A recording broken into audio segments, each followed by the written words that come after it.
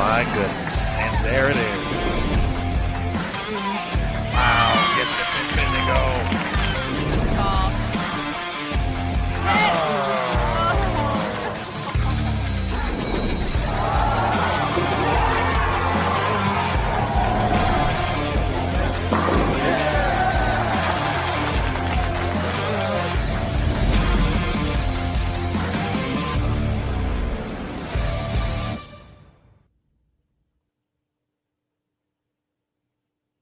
Hello, everybody, and welcome back to Bowl TV for continued coverage of the 2021 U.S. Women's Open from Double Decker Lanes in Rohnert Park, California.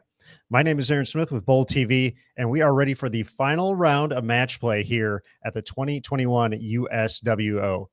We have 48 games in the books for our 24 competitors, and after the next 8 games, we will know the 5 players advancing to the CBS Sports Network stepladder finals taking place tomorrow at 7 p.m. Eastern.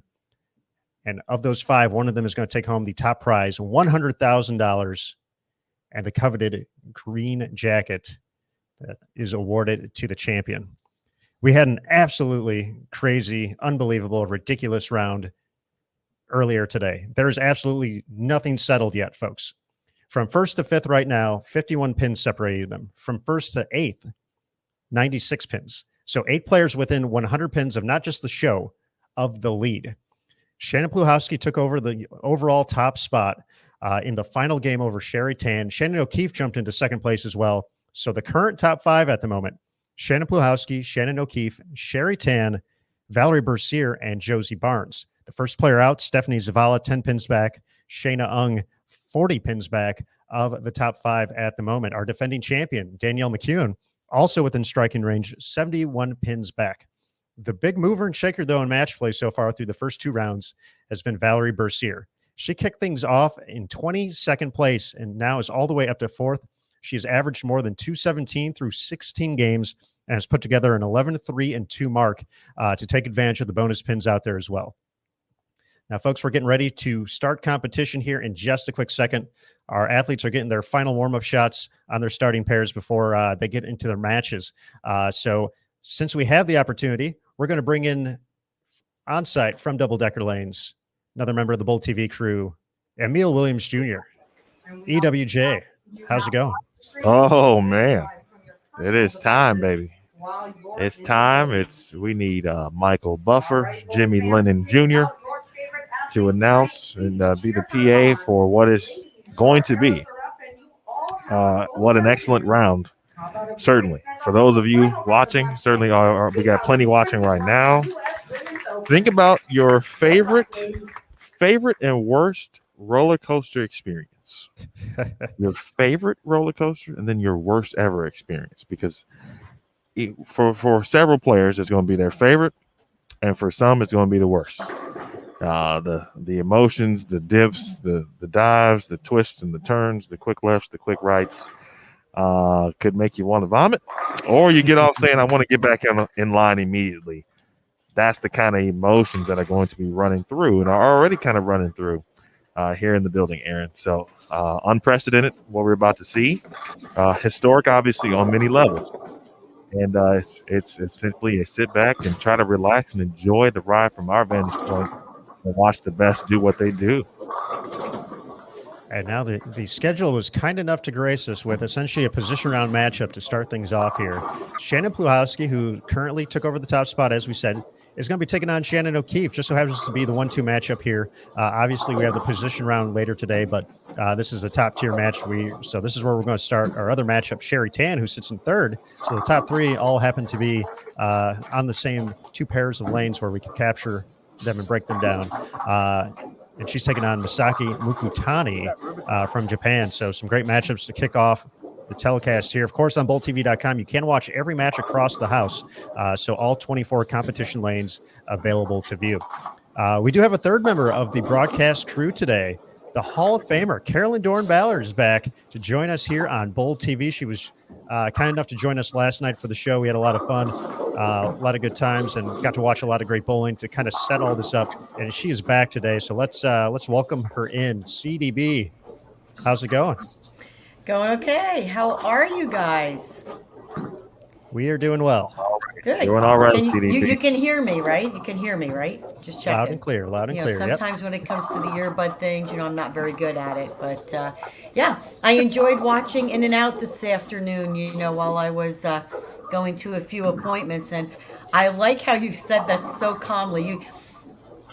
You were very excited when you started, and then Aaron, you got really serious and you went 51 pins between 1 through 5th, and that was great. There was such a build up there, but that's what the U.S. Open is all about: is that close race, because the lanes are tough. We've talked about that the entire event. But what I noticed was the match play record, besides the bowling, and we talked about that yesterday. But Shannon O'Keefe up to 10 matches, Valerie at 11-3-2, and right underneath her, Josie Barnes 10-6-0. Those 30 pins bonus when you're shooting a 240 is huge. It's huge when you're not shooting a 240 because it tries to keep you basically where you're at. But when you're shooting 240 or a 260 with 30 pins and picking up 90, you're going to shoot up the ladder really quickly. We've seen players do that throughout the course of the block. Once again, Valerie's kind of been the one who's taken advantage of that the most. She's had, we've kind of been tracking the scores through these 2 rounds, and not too many players have even been plus through these rounds. So a lot of sub 200 averages. She's the only competitor so far to go 100 over in each of the 2 match play rounds. So she has found something she likes on this 42-foot condition. She's made a great adjustment from round 4, where she fell back a few spots into 22nd place. So she has gotten comfortable. She's thrown a lot of strikes, and now in position to make a second TV show at the USWO after making it as a non-member in 2017. She finished 4th that year, but plenty of great competitors in the mix as well. And we're going to be talking about that all night here on BoldTV.com until we get down to that position round, that final game, and determine our top 5 for the show. We're going to go full screen right here before we dive into the action a little bit more. So there we go. But myself, Emil, and CDB will be around throughout the course of the block to just have a good time with you. Keep track of the scores and break things down as they make their way through the round.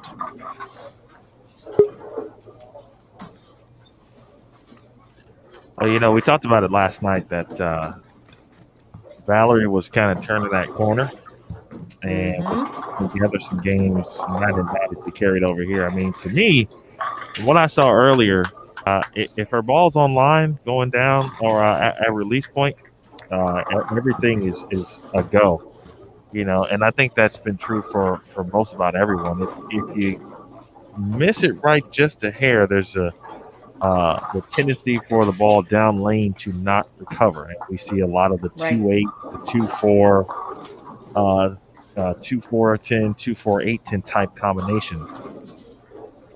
So if we can limit those. Well, I think what you've also seen too is like a shot by Danielle McEwen there to the left, is when the ladies have seen that type of reaction, they've either chosen to combat that 2 ways, because I still do feel the ladies tried to stay as far right as possible. They either continued to move further right, or as we saw yesterday, some tried to combat that motion where with that little miss to the right, the ball, if it had enough surface on it, would actually grab the end of the pattern and at least get up to the head pin. So there are 2 ways they were combating that. Still seeing plenty of surface. I know Sean had told me this morning that some of the Storm players even put some shine on a few bowling balls to help kind of blend the lanes out later if necessary. And it definitely looked like we got to a situation where CDB, it just didn't look like players had a lot of room at all. No. And one of the things I shouldn't say a lot of ladies, but some of the ladies have been using is, and here's a good tip for people who are watching, they'll take a bowling ball and usually it's the middle of the road or maybe a higher RG bowling ball, and put some surface on it, say 1,000, maybe 500, and then they'll put polish over that. And what that does is, it then, with the polish, allows that ball to still be clean through the front, but it's got some grit underneath it, so that it tends to still read that middle part of the lane. So when the lanes do break down, especially in the front, they have that ball that, again, is still a little bit cleaner, but will still be able to grab the lane. A few tricks to the trade, I guess you could say. Those are good tips, though. Something to keep in your back pocket at all times. And not to bring this up too, because I know we're going to talk about this during the night, but if you look at the top 10 or 12 right now, right? You think about it this way, because I know it's a major championship. It's record breaking in the fact of the first place money. But the girls or the ladies at the top are at the top, right? So they're entering match play already ahead of the field. Those ladies in 6th through 9th and 10th have nothing to lose, right? So they should just come out swinging. In other words, you're going to have to take some risks because you have to gain those pins where the ones through 1st through 5th already just have a little bit of a buffer. Yet, on the other hand, you cannot play defense because there's a lot of bonus pins up for grabs. We mentioned the top 5, but taking a look down, probably all the way to 12th place with an outside chance to make a run here, especially with 240 bonus pins available. Shannon Pluhowski leading the way at plus 608. Shannon O'Keefe at plus 594. Sherry Tan plus 587. Valerie Bercier plus 575. Josie Barnes plus 557. So that's the top 5. Stephanie Zavala 10 pins back plus 547.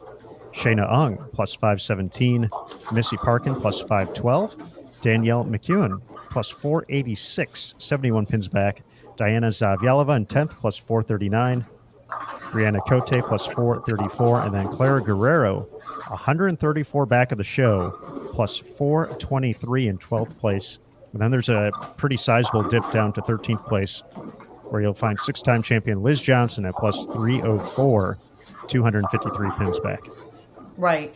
And I still don't think 253 pins is out of reach, especially for somebody like Liz Johnson. But I do think that 134, 123, and 118 for Diana, Brianna, and Clara is extremely doable. It really is. If you do what Valerie's been doing with, and I want to just make sure I get the games right, but 244, 238, and a 266 and win, I mean, you're picking up a lot of pins in 3 games.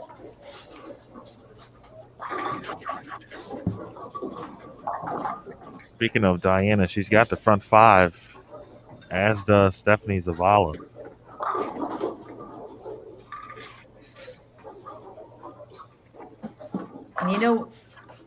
And Emil, we saw that last night. There were some pretty good pairs.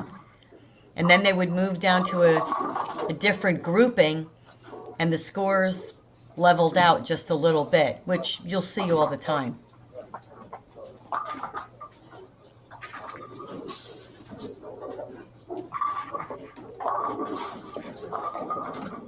Quickly, Zavala has gone from front 5 to front 7. Oh, wow. That was fast. That wasn't it? Oh, she's on 15 and 16. She doesn't waste a lot of time when she gets up there. She knows what she wants to do. She's taking on Lindsay Boomershine. Lindsay bowling a good game here. 259 her max score, but right now her opponent 7 for 7.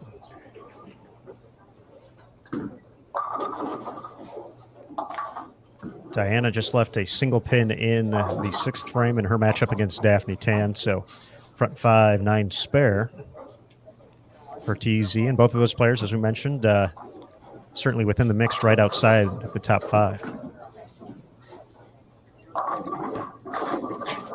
Josie Barnes, 5 out of 6 in a matchup against Maria Bolanova, her former student athlete at Vanderbilt.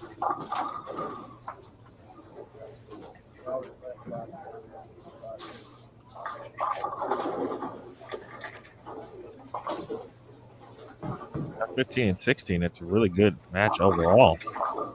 The Boomershine bowling very well to start here also. I feel like we've seen a mixed bag on the fresh. We've seen some good games from players. We've seen some brutal games from players as well.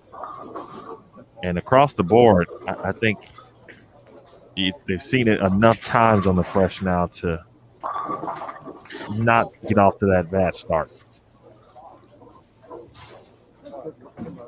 With the slower starts here from both Shannons, one of them is going to get the win when it's all said and done. Sherry off to a slower start as well, but no one really taking that match between her and Masaki. Shayna Ung has a six-bagger after a spare in the first. We mentioned Stephanie Zavala. They are sitting in 6th and 7th. Josie Barnes having a good game. Valerie Bercier, nothing too crazy yet from her in her matchup against Clara Guerrero. Clara actually has the lead in that, so I mean, we arguably could have a completely redrawn top 5 here after game number 1.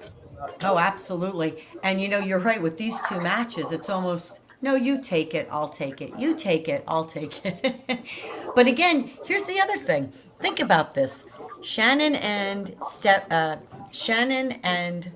Shannon are both in the top 5. I mean, your thought process is a little different. I kind of talked about how I would approach it, but there is that little bit of pressure. I mean, it's got to be a little bit different, than in years past. I hate to say that people are focused on the money, because I don't really think that's it. I think it's all about the prestige and the title. I do. I think the money is a very big added bonus.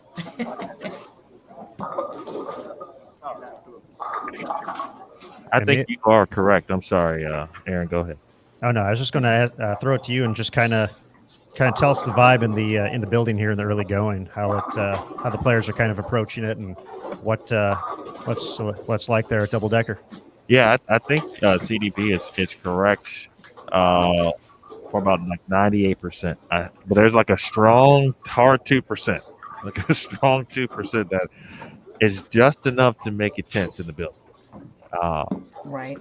It's that 100K is a looming factor, and when that's kind of hanging over your head, and you understand what it could mean for someone's life, it's like, okay, well, I got to do what I got to do, and it's tense in here. It's as I said earlier, Aaron. It's only going to get tense, especially as this night goes on. Not quite cut it with a knife, but we're getting close.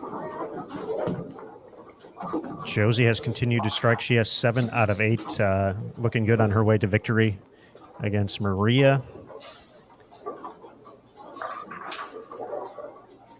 Zavala did not strike in the 8th, and she actually has a chance to shoot 250 and lose this match. Lindsay Boomershine is getting ready to step up in the 10th, can shoot 259. The best Zavala can get is 256. This should be a pretty crazy way to not get the bonus pins right out of the gates. You know what? That's one of the other things. It's there are 24 competitors still out here. There are some players who will not have an opportunity just because they're too far back. But it's kind of like when you get down to playoff time, and you got the teams where you're playing, and they want to spoil it. I'm not saying that that's the case here, but no one's laying down and saying, all right, I'm going to just give you 30 bonus pins. You still got to earn it. You mean everyone's trying? Well, the prize fund in general is different than usual. So in regard to what you just said, I think everyone is trying every shot because there's more money in 12th than there is in 22nd. There's more money in 15th than there is in 18th, so whatever it be. Yeah. First off, they're all competitors anyway. I don't think anybody gives up. Sure. So I definitely think that's in them because of who they are and why they're out there doing what they love. But going back to the point we've already mentioned, this prize fund and that added top prize has definitely changed and I like the word you used, changed the vibe in the building.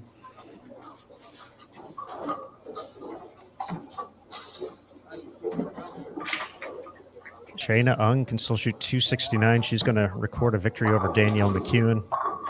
Lindsay did not get the second hit in the 10th, so she is going to shoot 247. But that means Zavala still needs to get the double. Let's see if we can head over there real quick, see if she can lock that up. So we'll be coming right back here in just a sec, folks.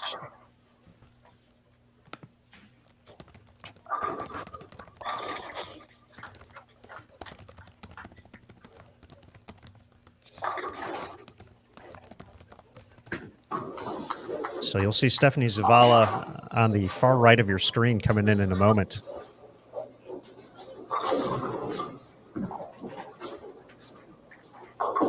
Going to need a double. First shot of the 10th.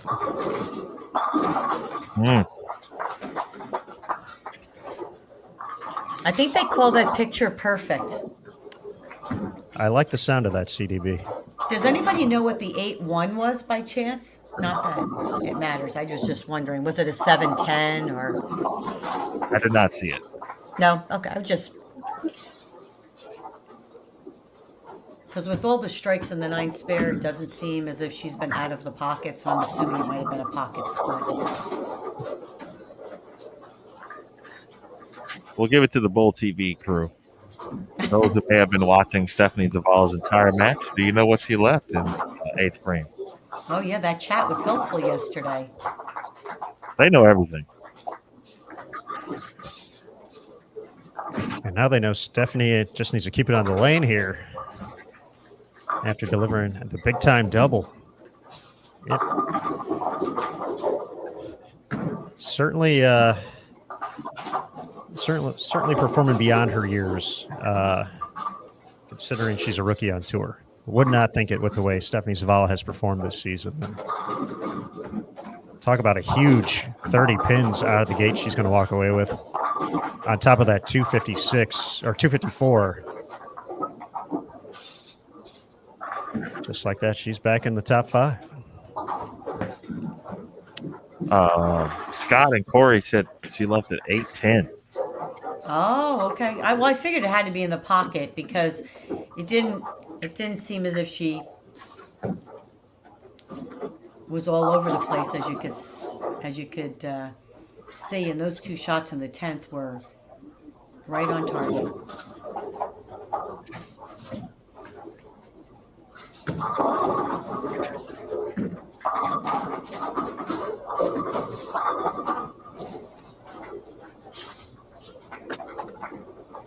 Much better start for Stephanie, too, as compared to this morning on the fresh. Only she went 178, 193 first couple. But she was solid on the fresh last night, 228, 223.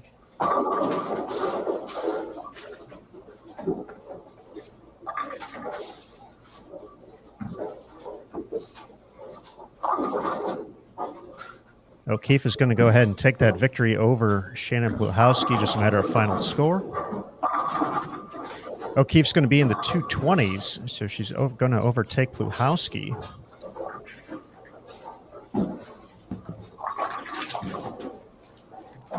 For additional context for you, CDB, Scott says it was a light hit for Stephanie, and it should have been a 2-8-10, and the 2 fell.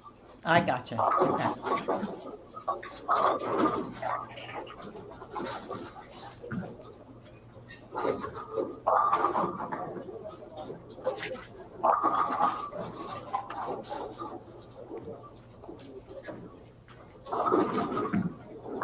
So this pattern they've been bowling on, they bowled on it for the 8 games before match play, and then the 3 rounds of match play, correct? That is correct. This is the 4th time they've gotten to see it.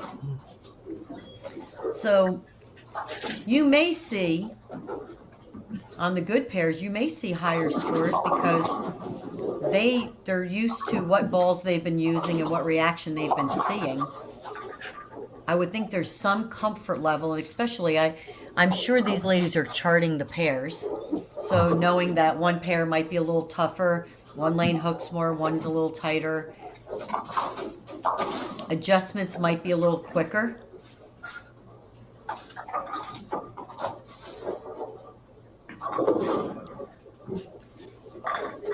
Big 10th frame here for Missy Park, and if she can find a double, she'll take away some of those bonus pins. She's in 8th place at the moment. Taylor Baltice getting to 174. Max 183 for Missy. First shot of the 10th. It's not going to get it. Some other updates from players in the top 5. Josie Barnes, 229 in victory. Valerie Bercier is going to lose her match. She can max out at 199. 237 and the win for Shayna Unk. I thought Josie had 7 out of 8 strikes at one point.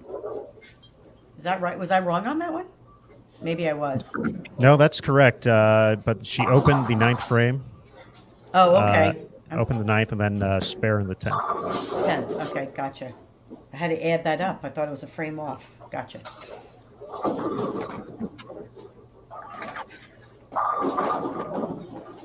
Sherry Tan's going to get a victory. Matter of final score against Misaki Mukutani. 224 to 163. Shannon O'Keefe ahead of Shannon Pluhowski. And folks, as we wrap up this game here, friendly reminder, if you've been watching all along, to the folks watching on bowltv.com, hello. Great to see you all again. We look forward to these final 7 games to determine the top 5 here for the CBS Sports Network Finals. With you tonight. If you're watching on Facebook or YouTube, after the conclusion of this game, we are going to quit sending the stream to those platforms, so it will be exclusively on bowltv.com. So you do have to pick up a subscription to watch the final 7 games. If you want to do that and just buy the event ticket to watch live, that's going to be $8.95. If you want to pick up a monthly recurring subscription, that's going to be $9.95. Or you can pick up an annual recurring subscription, the best way to support the PWBA, $79.95. Transaction fees do apply for all 3. So if you do pick up that subscription, not only do you get to watch, you get to hang out in the Bowl TV chat. It's a great community of folks who just love bowling, love chatting about bowling, having a good time, breaking things down as the rounds progress. But we also have giveaways here. And a little bit later tonight, we're going to be giving away a Storm Bowling Ball of choice to one lucky Bowl TV viewer. So the only way you can win is by checking the action out on bowltv.com.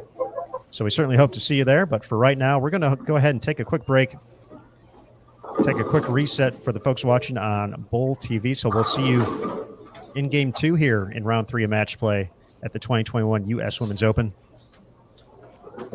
For the folks watching on Facebook and YouTube, this is goodbye for right now, but hopefully we get to see you over at Bowl TV. But folks, we'll be right back from the U.S. Women's Open.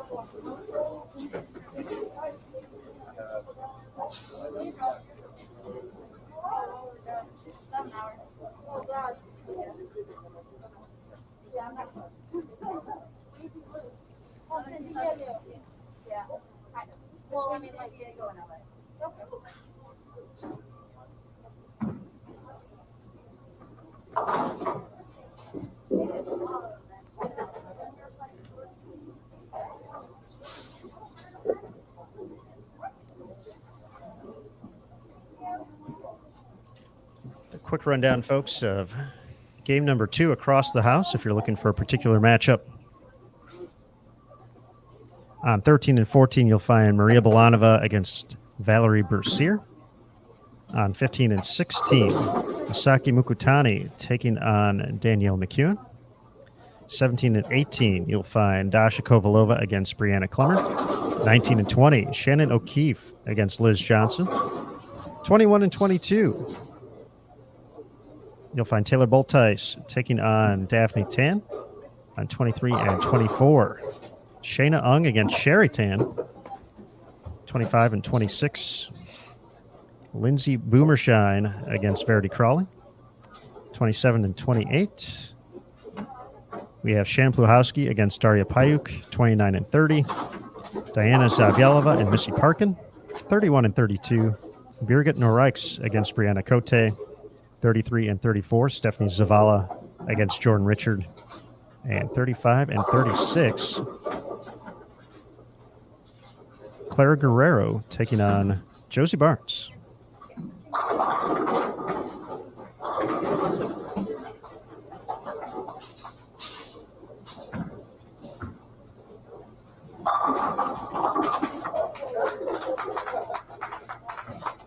Now, I will tell you a thought factor. Just, I'm reminiscing a little bit, of course, but so you're in the final round of the U.S. Open. You're trying to get into whatever your goal is, right? Top 10, if you can get there, the show, top 5. And you're bowling someone that's, let's say, in 22nd or 23rd, and they wind up shooting 250 at you when you're shooting 220. And you always, I'd be like, oh my God, they found their line now against me. I was like, I think I had a target on my back.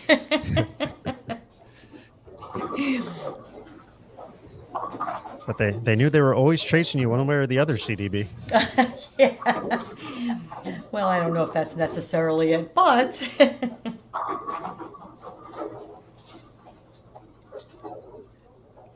And I think based off what we saw in game number 1, it looks like Shannon O'Keefe might take over the top spot here.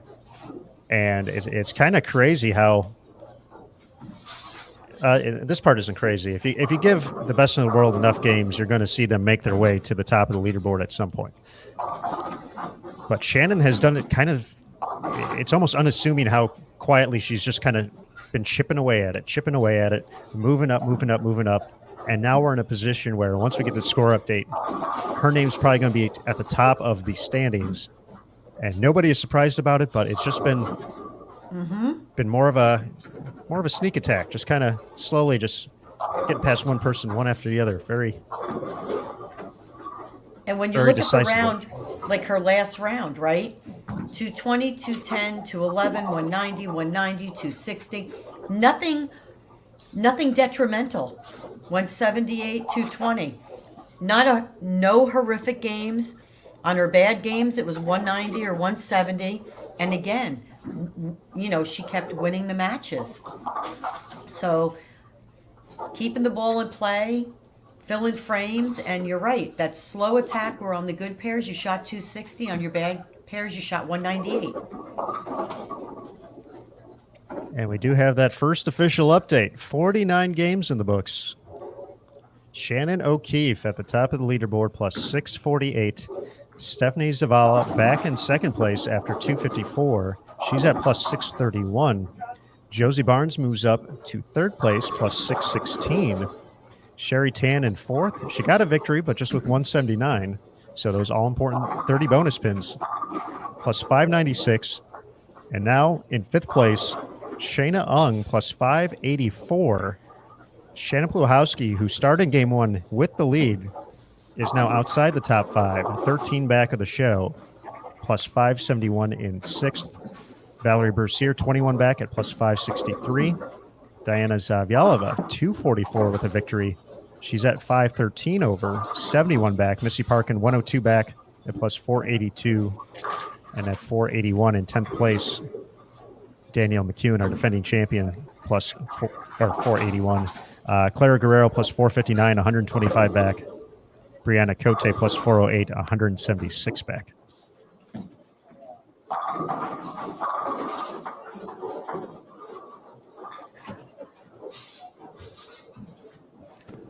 I have a question for you, Aaron, because you're the stats guru. Uh-oh, it's big pressure. Well, so I'm kind of keep going to my phone here and looking at everybody. Do we know, which I should know this, but my mind is bad, I'm getting older. Will any of these other ladies bowl each other tonight? Will Missy bowl Diana? Will Danielle bowl Shannon Plahowski? Do we know if any of those matchups occur this evening? That's a great question, CDB. Let me. And you don't, I didn't mean for you to have to go, because remember last night I told you not to work. That's true. So, you told me to take the rest of the night off. No, that's a good question, though. I'll put that together real quick. But, well, I didn't mean for Aaron not to do his job, and now Emil was doing. Oh, it's okay. I'm all messed up here, aren't I? we work. But I just think that those matches, we may want to feature them and keep going back and forth if some of those top players are going to be hitting each other tonight, like the Plahowski-O'Keefe match. Absolutely.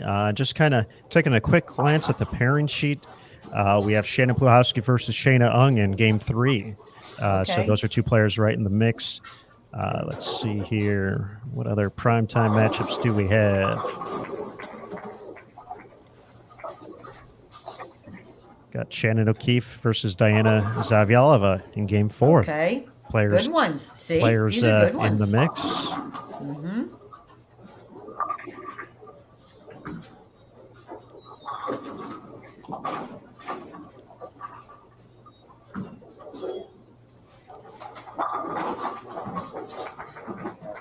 Got Sherry Tan versus Valerie Bercier in Game 6. Valerie Bercier versus Shannon Plahowski in Game 7. So two tough matchups down the stretch for yes. For a few. Those are the ones I want to see. Let's go. That's going to come down to shot making, right? Absolutely. Shannon O'Keefe versus Stephanie Zavala, Game 6. Because one thing I always did when I was going for a show, especially the major, going into the last round, I looked to see what lanes I would be bowling on, of course, and who I would be bowling there. Would I be bowling someone already in the top 5? Would I be bowling, people that are more 18 and below? Just now, it doesn't change my way of thinking, as in I still want to win and bowl well, but those extra pins, if you're not bowling anyone in the top 16, the last round of match play, obviously on tougher conditions, you may win a few matches, right? More than likely you won't go 0-7 or 0-8, because you'll have the position round. So anyway, that was just something I thought was always interesting and unique that I paid attention to. Certainly a good note, and we will catch a few of those along the way. So we'll be hopping around as business picks up. Right now, Misaki 5 for 5 out of the gates here on 15 and 16. So that we watched this pair in game number 1 of the round earlier today, and that was, I believe, 155 to 154. Had some struggles out of the gates on the fresh on 15 and 16, but obviously some players finding the striking line here today in our second round of the day, third overall in match play. The 254 to 247 matchup, and now Misaki starting with the front 5 on 15 and 16.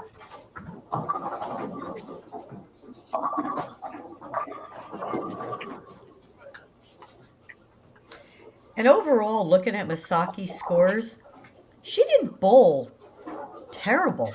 I mean, she really didn't. It's almost like she had a target on her back.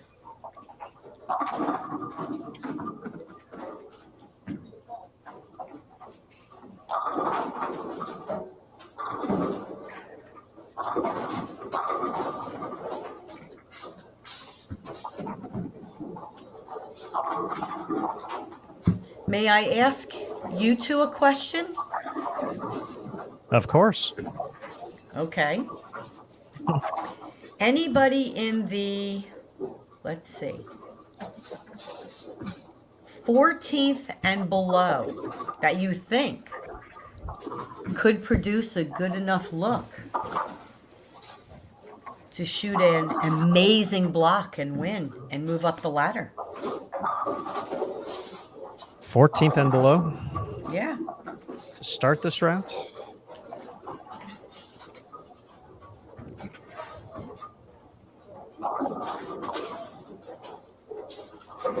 I think Birgit and Liz and Dasha, Liz is in 13th though, just because they can go hard and straight.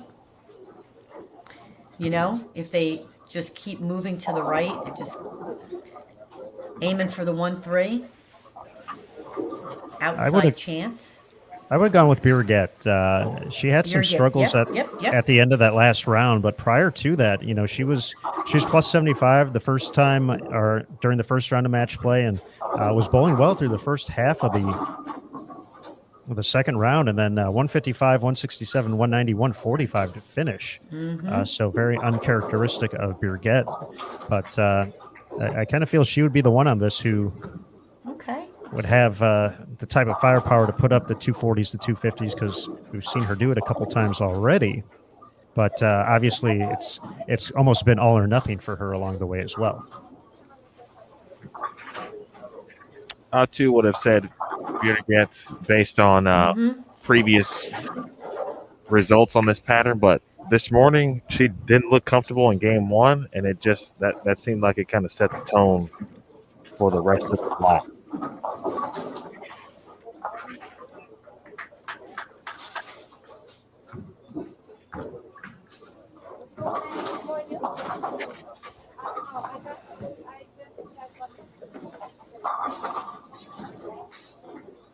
Taking a quick look around the house, seeing some of the other scores here in the early going of game two.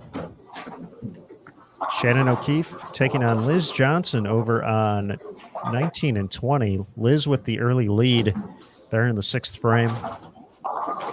Shayna Ung 4 out of the first 5 against Sherry Tan. That's the 4-5 matchup right now. That's a big match. That could be a changer.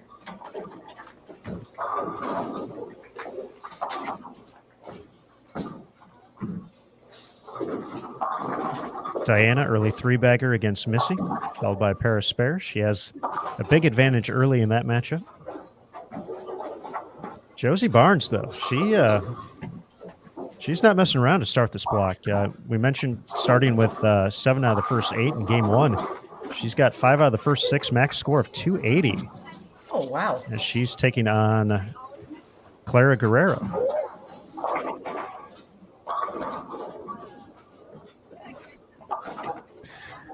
I'll tell you what, when you just mentioned Josie there, I'm going to give it one more look through. But I don't think she has to bowl either of the current players in the top 5 or 6. Oh, wow. Again, like we said earlier, you know, no one's just still going to be competitive. People are trying to win. Oh, yeah. But, you know, if you don't have to bowl Shannon O'Keefe this block, or Stephanie Zavala this block, or Sherry Tan, or Shayna Ung, or Danielle. She's got Brianna Cote in game 3. Who can always come out with a big game. Absolutely. I mean, look at, you have Brianna, Clara, Danielle, Missy, and Diana. Really? Like none of them can shoot 260? Right? Oh, absolutely. I mean, again, that's another, it's almost like a grouping. You know, you're shooting for that top 5, right? So everybody in the top 5 right now has a big bullseye on their back, right? We want to beat you because beating you makes me one step closer to the top 5. But that 6 through 13 at any time could put together a 240, 240, 240 and pick up 90 pins bonus. That would be huge. And to be honest, it only really takes 2 games at this point. Yes. Yes. A solid 2-game stretch gets you 3 spots. Which teaches you never to give up. Ever.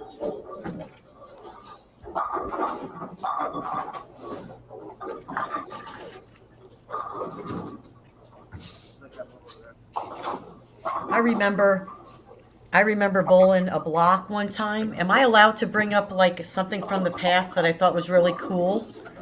Absolutely. It was, Fire it away. was, yeah, no, but just saying, never give up. I mean, I think I was in 22nd place, whatever, this tournament. I'm in match play and I'm coming in for the third round and I'm saying to myself, "Oh my God. I mean, what a dodo I am this week."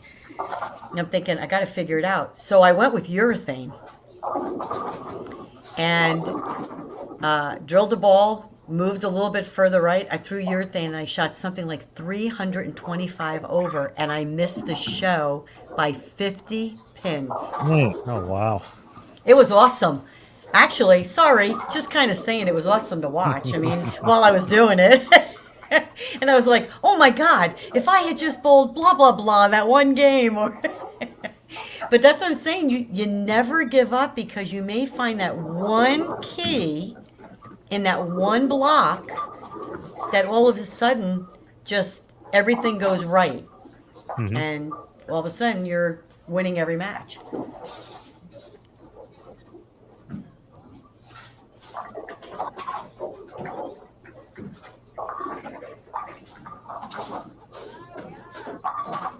Nice cover there by Maria. CB was a little bit bittersweet though in the end to come that far and then not make the show.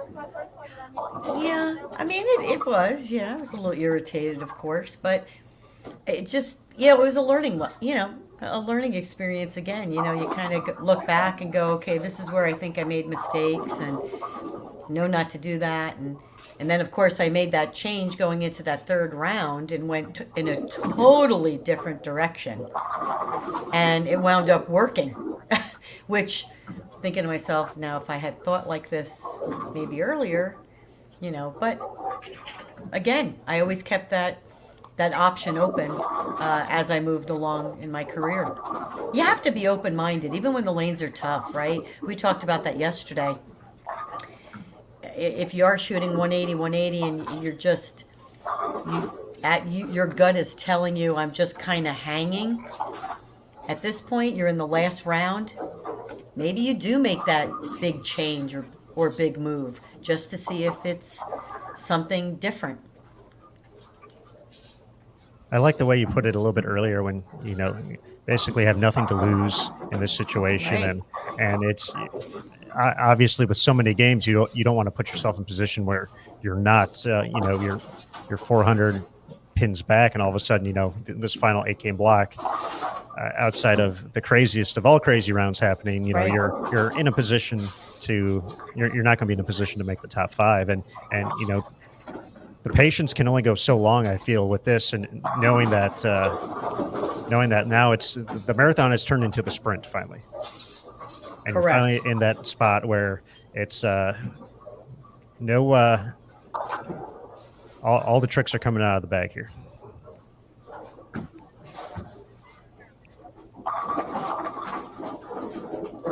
Valerie gets the hit in the 7th frame. She's got the lead.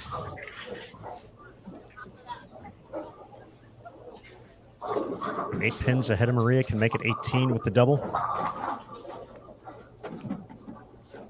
Saki in position to get this victory over Danielle McEwen, our defending champion.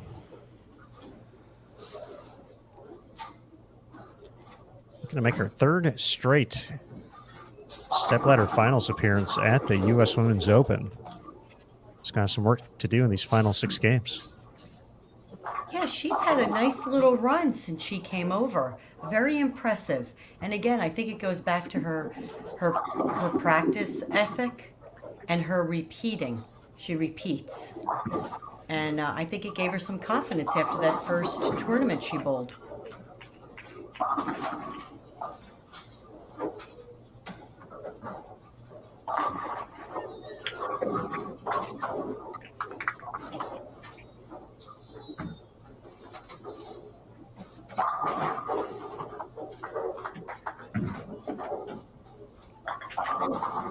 Pretty close match between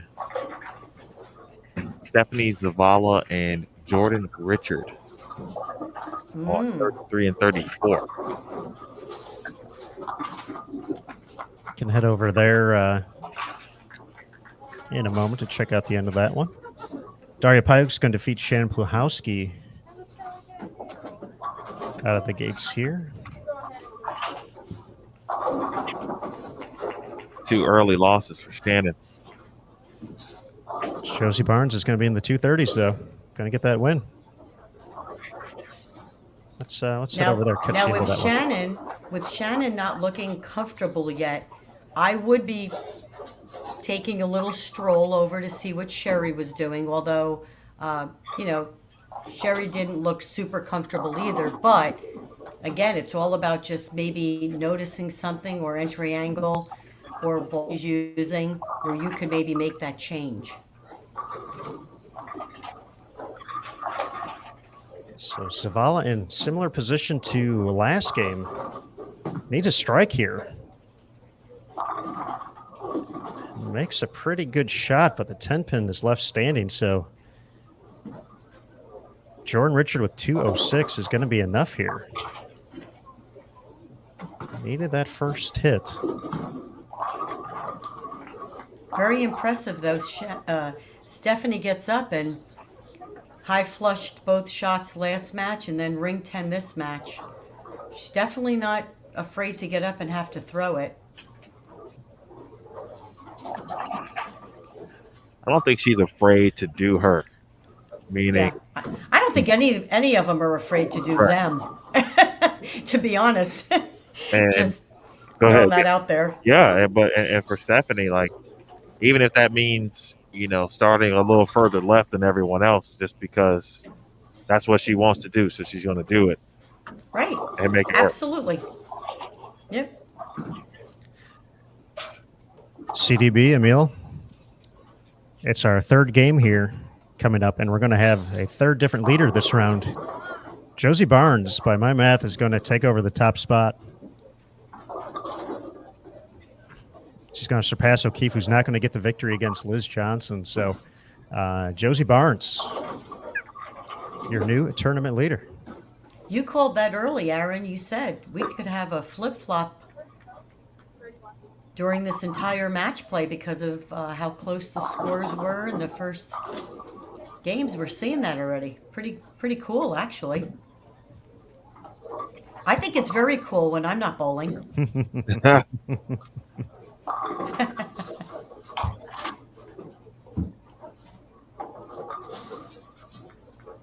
So, Aaron, you asked me earlier about the mood in the building.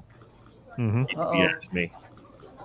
And we're definitely at that point to where I think we've been at that point, but where the reps now really are doing that. Not only are they worrying about what's happening on the lanes with the players, now trying to also make sure, in some cases, need some consoling, just to make sure that the players remain in it mentally, Right, as well.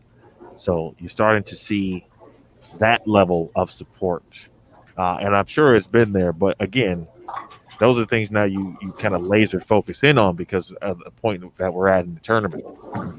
but and Emil, that is a great observation because this is the round where I think a ball rep and the lane man are two thankless jobs, but trying to keep someone positive on tough conditions, knowing that there could possibly be no tomorrow, right?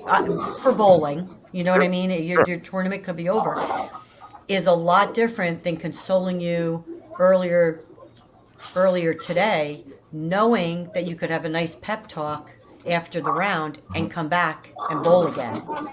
So you're battling a lot of things. You're battling hanging tough in there, hey, we got more games to go. Oh my God, if I don't make it, there's no tomorrow, and I let it go. And, self-doubt. Oh, I made mistakes here, or I should have done this. So it is, I'm sure there's a lot being said to maintain that composure. Not what Valerie was looking for in the 10th. 2-8-10.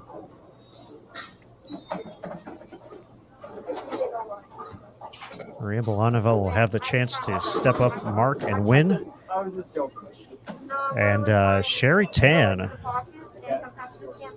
after leading the way for essentially probably 40 of the first 47 games, maybe dropping out of the top 5 here, she's going to be in the 140s this game in a loss to Shayna Ung. She's going to win with a max score of 184 if she picks up a spare. So Sherry's going to be dropping some pins here, potentially falling out of the top 5.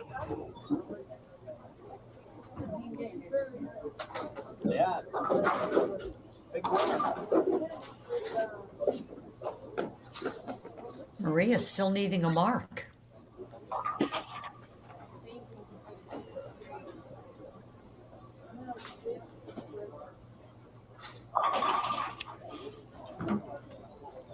That's very true.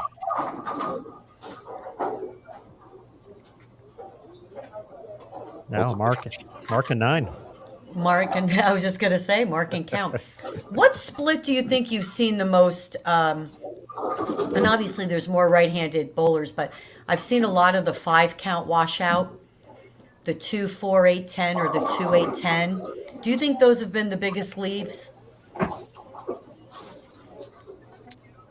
I would feel so. Mm-hmm. Yeah. Early in qualifying, there are a lot of 4-9s. Oh, 4-9s, okay. Those haven't been prevalent since we've moved on to having 4. Once we made the first cut, haven't really seen a lot of 4-9s. Okay. But consistently, 2-4-8-10s. We've seen a few of them made. Definitely the 5 count washout. Yes. And for good measure, the 7-10. And For good, the one you're not, the one you're probably 99.9% not going to make. Mm-hmm. And there's a 2-4-10 to the right of the screen. Maria, 9 for the victory. It's going to sneak out a 1-pin win over Valerie Bercier, 167 to 166. So Valerie will miss out on the all-important 30. That could have actually been her 3rd tie so far of match play if Maria would have gotten 8. But Valerie, a little bit slower start than she would have liked here out of the gates. Emil, I know you tracked some of those matches there. Good fella. What's a good one for game 3? let's see. By the way, the 2-8-10 is Rod and someone else pointed out, but I can't scroll up. I'm sorry. Okay. Game 3, we got Zavyalova, 35 and 36. Ung and Puchowski, 21 and 22. Okay. O'Keefe McEwen, 17 and 18. Well, 3 good matches there. And I think that's all I got for that game. All right, which one are we feeling here?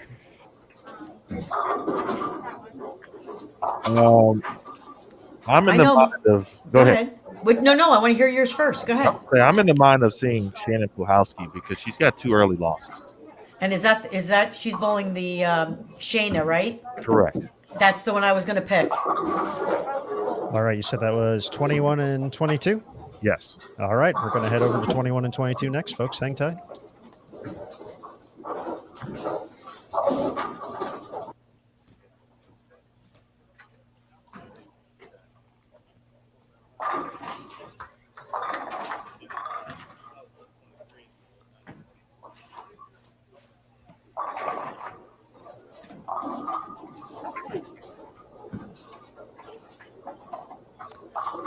All right, we're all set for game 3. Shayna Ung versus Shannon Pluhowski on 21 and 22. Lindsay Boomershine taking on Daphne Tan on 23 and 24.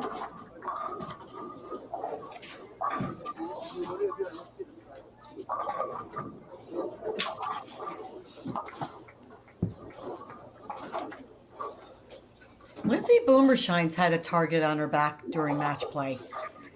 When she's bowled a good game, someone seems to bowl a better game. And sometimes that just happens. I mean, it just happens. But, boy, for 3 rounds. 230 and a loss in the first round. Got 247 to kick things off today. 215, 216 games you kind of hope to win in the U.S. Correct. Open environment. So, and based off of scoring pace, those are usually going to be pretty good.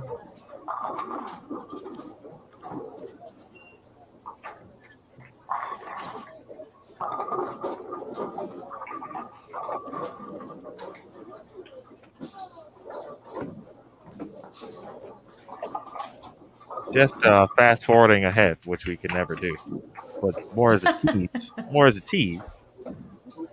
Game 7, there's a matchup between Valerie Bercier and Shannon Pluhowski. I'm sorry, Game 7 is Shannon Pluhowski and who? Valerie Bercier. Okay, because I'm writing that down. All right. Oh, that's going to be a good one. And yeah, depending on where we're at, right? That could be huge. Yep. Nice.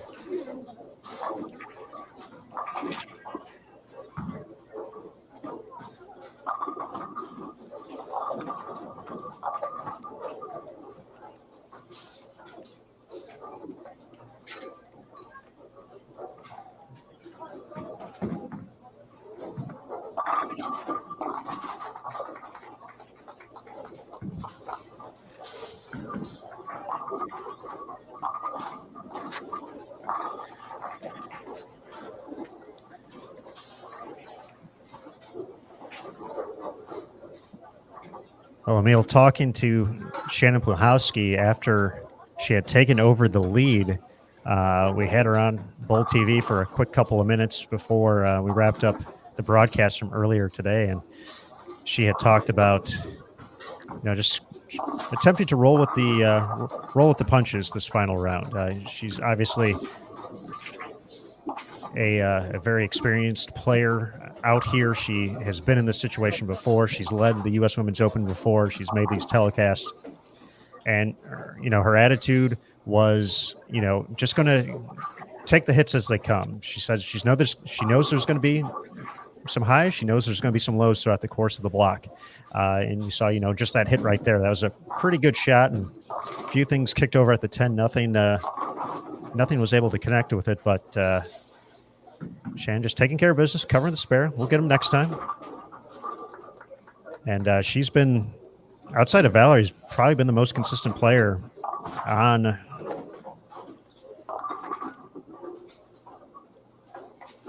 Well, I'm not going to say most consistent. She was minus the first block on this in match play, but had a pretty big performance to wrap things up in round 2. She went 153 over on this pattern, including her last 4 games: 236, 232, 223, and 224. So once things started to develop a little bit for Shannon, she was able to put together some pretty consistent scores, and one of those ended up being a loss too. When you talk about catching people at the wrong time, and 223 was not enough for a win in Game 7 for her.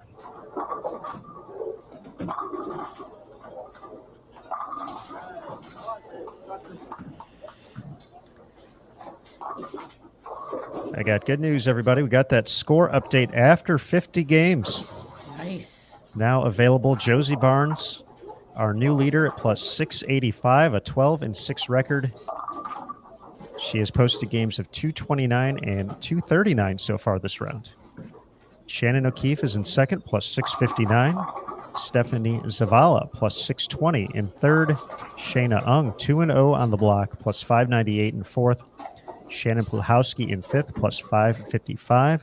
And in sixth place, for the first time in quite a while, outside the top 5, Sherry Tan, plus 538, 17 pins back. Diana Zavyalova, 18 pins back of the show, plus 537. She's 2-0 so far this round. Valerie Bercier, despite the 2 losses, she's minus 46 through her first 2, but still very much within this. 529, 26 pins back of the show. Danielle McEwen at plus 475.80 back. Clara Guerrero in 10th place, minus 105 or 105 back at plus 450. Missy Parkin plus 436, 119 back. Brianna Cote plus 405, 150 back. And Liz Johnson has picked up a couple wins. She's 178 back with 6 to go, plus 377.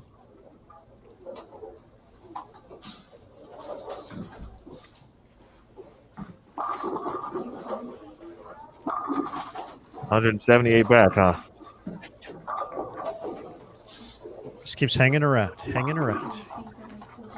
2-0 already.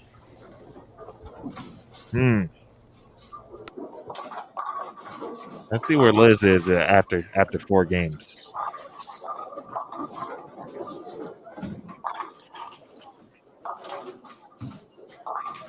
She's taking on Misaki Mukutani. This game over on 13 and 14. Down by 3 after 3.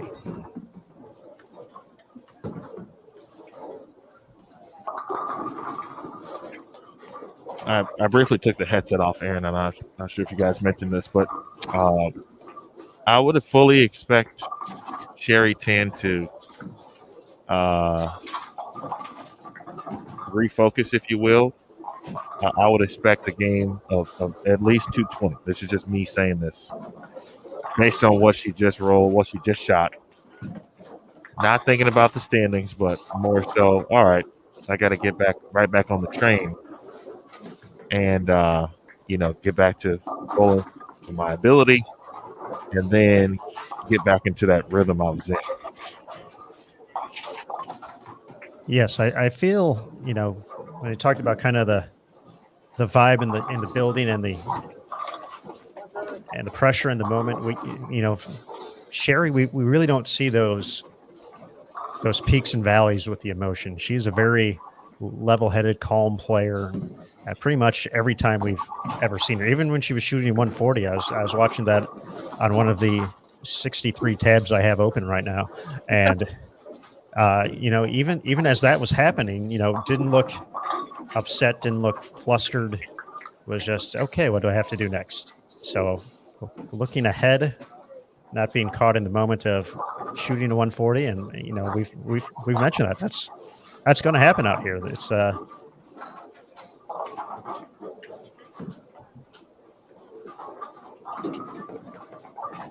ebbs and flows. Again, choose your favorite roller coaster experience or your worst one. And Emil, to your point, she's got 4 out of 5 strikes to start this game. So good call, E.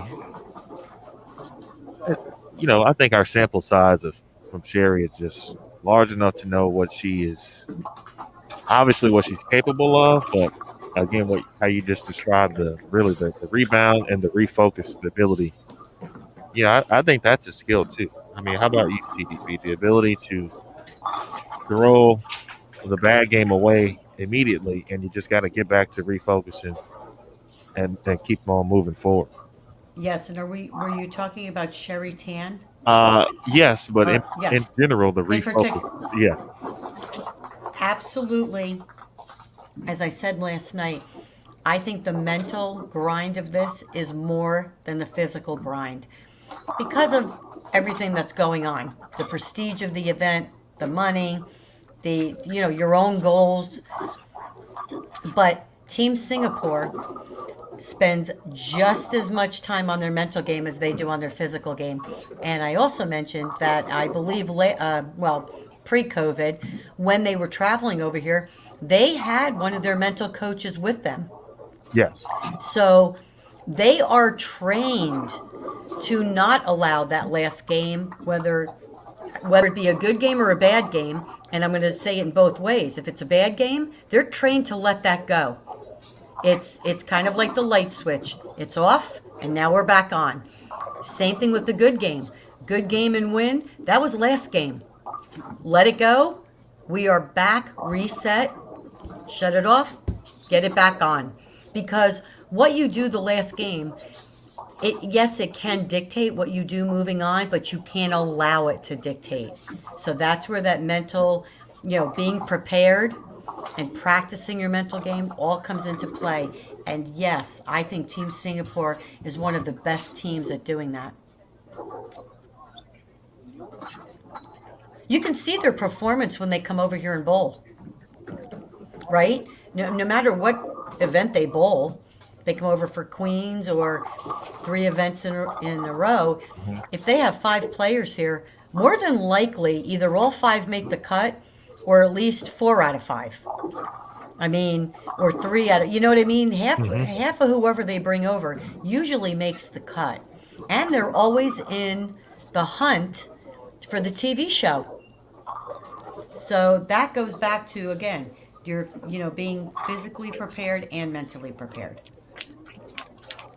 Emil, I think we were still waiting for the day when they're all here for a standard event, and somehow all 6 or all 5, however many players from Singapore are in the field are competing. We still expect that to happen at some point, to have all 5, all 6 make the top 12 at an event sometime soon.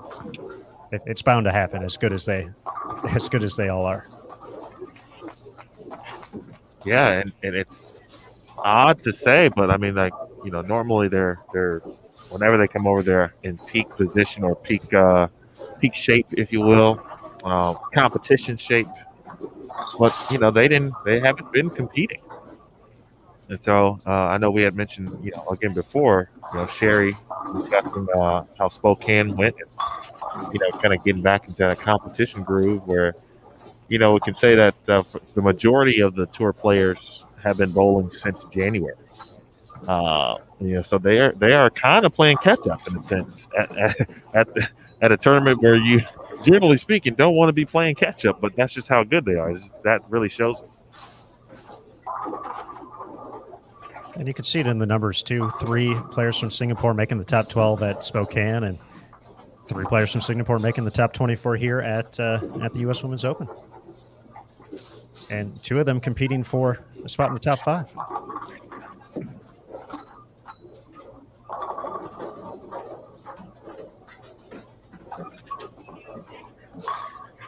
Shayna Ung ahead in this matchup right now, getting ready to step up in the 7th frame. Can make it a double to extend her lead. Yeah, so Shayna let that 7-10 a couple of frames ago.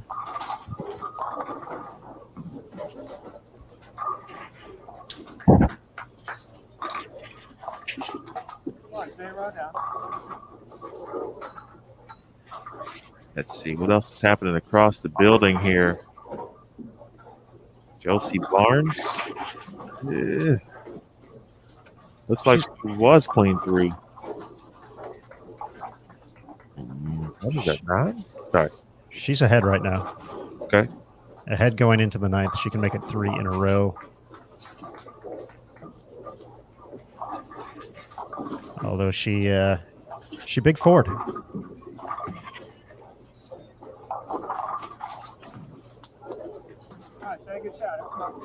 That match over on 33 and 34.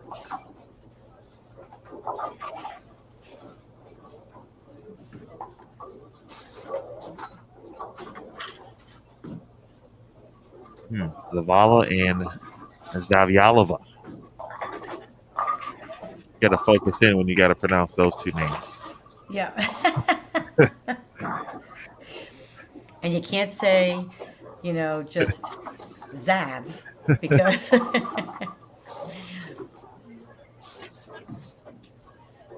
can tell you, Diana is clean through 6. Just 1 open for Stephanie through 7, but Yalova has the lead.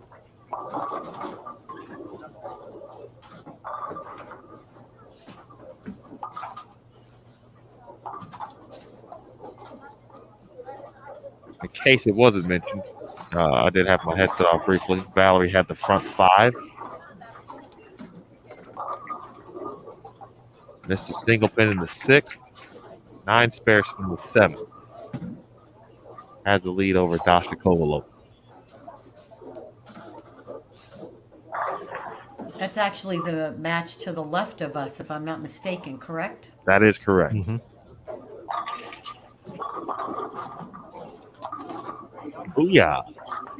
Great shot by Shayna.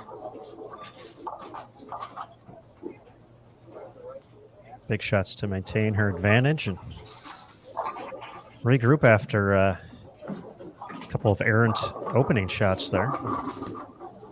The 7th and the 8th.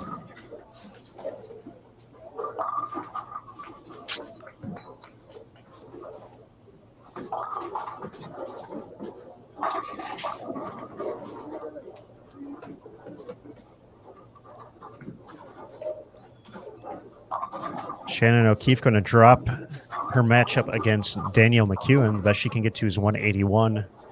Danielle already in the 190s, can get to the 2-0s with a spare in the 10th.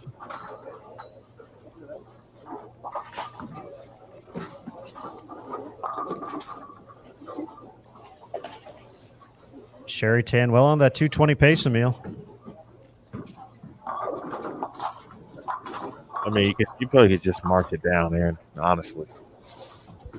It's not going to be too many 140s on her scorecard. Well, she's looking to rectify it with 240 this game. So 245 still out there for Sherry.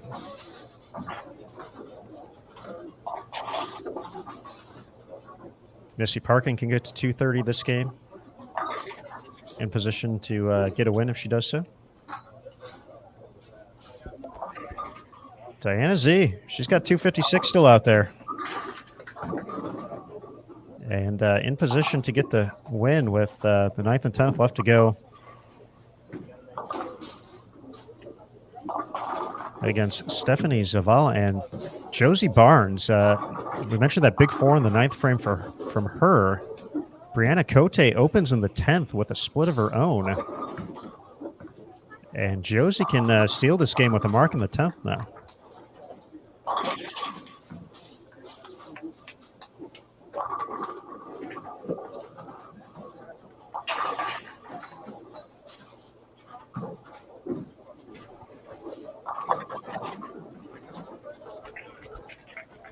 Keep me posted on that Josie match in the 10th. Will do.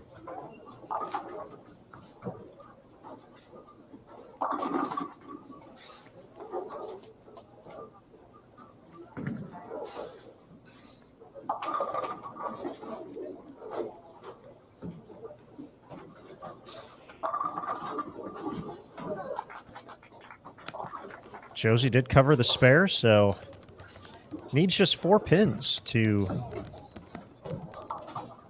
get that extra 30, and very uncharacteristic here. Shayna, her last 3 shots have all missed right. One of the things I noticed about Shayna is she has that little bit of a walk to the left. She does like to open up the lane, but when she gets going too much to the left, her swing does not come back down and tuck back in the way she likes it to, and that causes her to miss it to the right.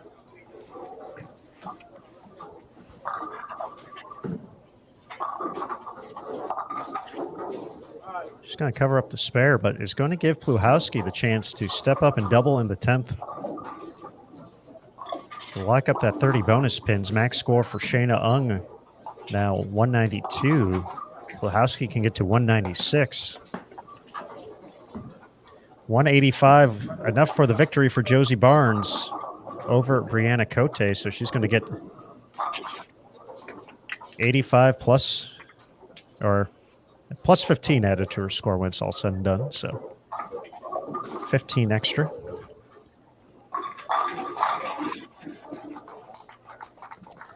A 4-9 pops up for Diana Z in the 9th frame. She's working on 3 in a row when that happened, but even if she is unable to pick up the spare, she'll just need a mark in the 10th to get the bonus pins against Stephanie Zavala. Zavala can max out at 204. Diana gets 1. She can still shoot 222 this game. That's a big win. Jim Thomas in the chat says 2-8-10 for Bree in that 10th frame. So another 2-8-10. Again, I think players' misses have been right. If you miss right, that has been a common leave.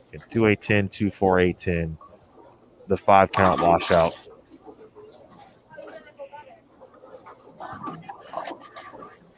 I don't want to get too crazy here, Aaron and CDB.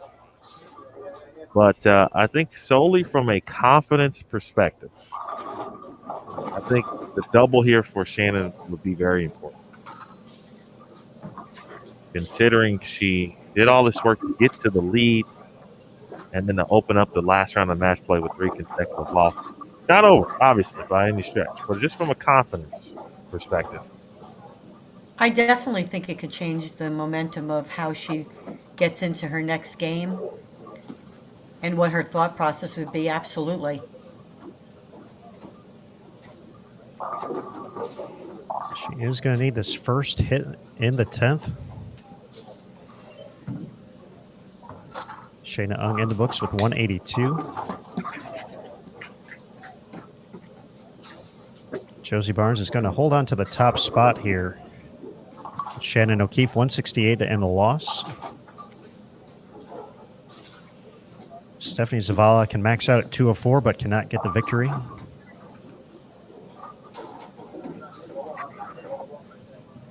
Sherry Tan's going to be the biggest benefactor of this game. Shannon gets that first one. Big shot. Big fist pump there, too.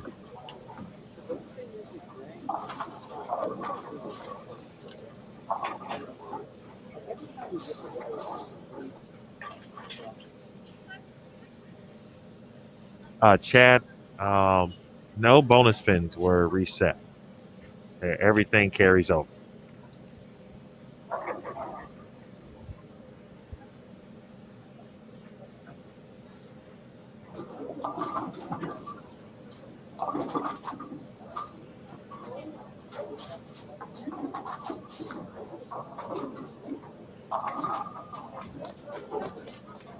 There it is, EWJ.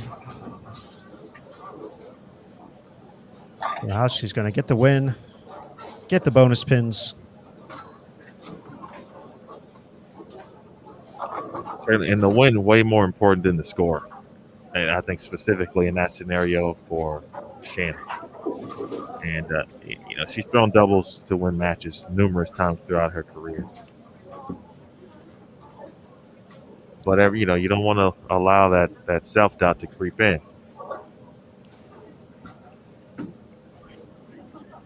I think she made a different, or tried a ball on that field. 3 really good shots there.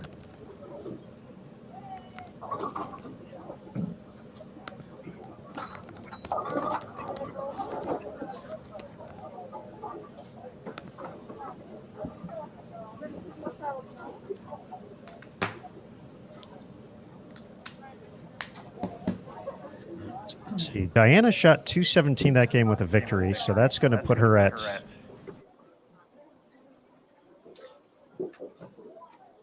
.584. Sherry with 235 that game. And 235, yep, and the victory. So she's going to gain 65 pins there, so that's going to be plus 603. So Pluhowski is going to surpass, or maybe not, 96. She's going to drop 4. 51, 81. She's going to pass Shayna Ung, but she's going to get passed by Sherry Tan and DZ. So even though Shannon got the win, it looks like she's going to drop a spot to 6th. And Valerie Bercier, I didn't see what Valerie ended up with that game. I did not either. But she was in position to get the victory. As close as everything is. Yeah, she should have won that match based on the last time I had glanced over.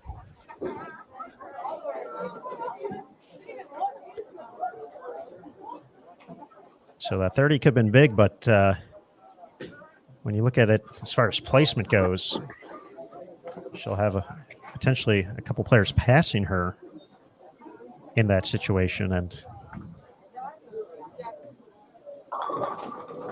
But the one good thing is that everybody's still so incredibly close that this is going to continue to happen and just ruin all the math that we do and projections. 100%. All right. Go ahead, Emil.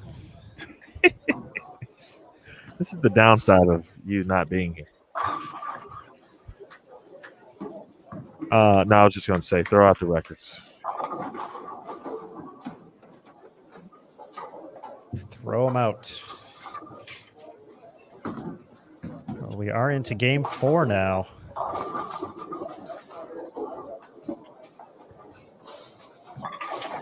Get you that rundown across the house. Get you that scoring update as well very soon. On 13 and 14, Verity Crawley taking on Brianna Cote. 15 and 16, Daphne Tan against Clara Guerrero. 17 and 18, Taylor Baltice against Josie Barnes. 19 and 20. It's going to be Lindsay Boomershine against Birgit Norreichs. 21 and 22, Danielle McEwen and Stephanie Zavala. We got that one right here. Along with 23 and 24, Liz Johnson against Missy Parkin. 25 and 26, Shannon O'Keefe taking on Diana Zavyalova. That's another good one right there. 27 and 28, Saki Mukutani and Jordan Richard. 29 and 30, Dasha Kovalova against Sherry Tan. 31 and 32, Maria Bolanova against Shannon Pluhowski. 33 and 34, Valerie Bercier against Daria Payuk. And then Brianna Clemmer versus Shayna Ung on 35 and 36.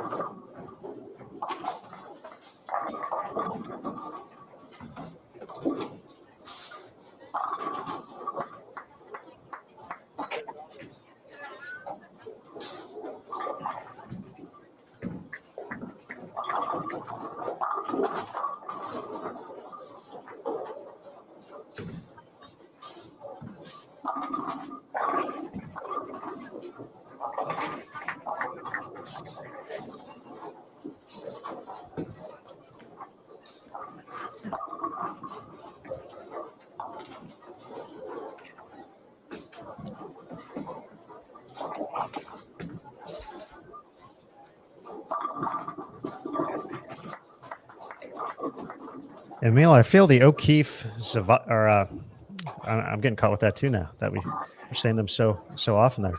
The O'Keefe Diana Z matchup. It's probably the closest matchup we have to the top 5 here at the moment. Is that the play? I think that's the play here. So we're going to hop over to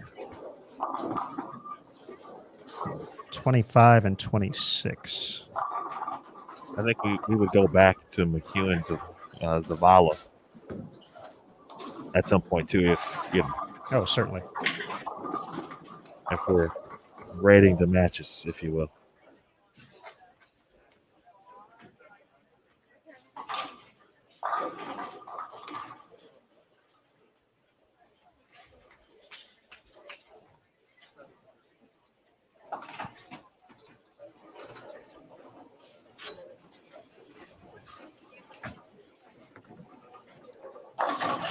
Looks like DZ has started with an early double. Shannon with a spare in the first, and apparently a few pins that have to be set here for her spare attempt, but the 6 in the circle, never fun. No.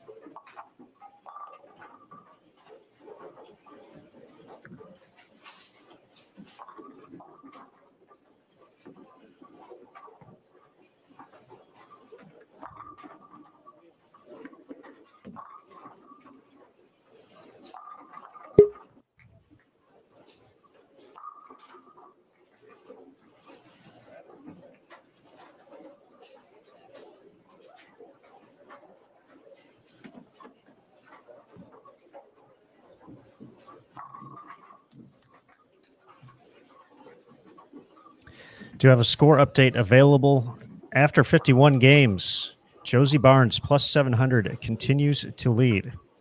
Shannon O'Keefe, despite 168, maintains second place plus 627. Sherry Tan jumps back up to third plus 603.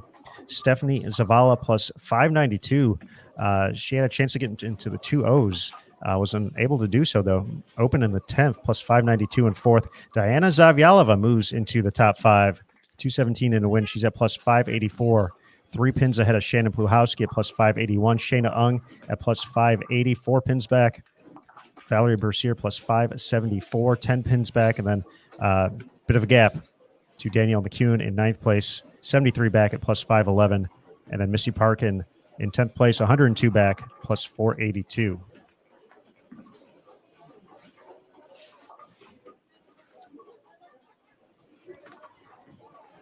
All right, we're going to bring in a guest from on site here. Talked to him a couple times this week. We'll keep it short and brief, but Matt McNeil, Storm Ball Rep, is going to join the telecast here. Matthew, hello. How's it going, guys?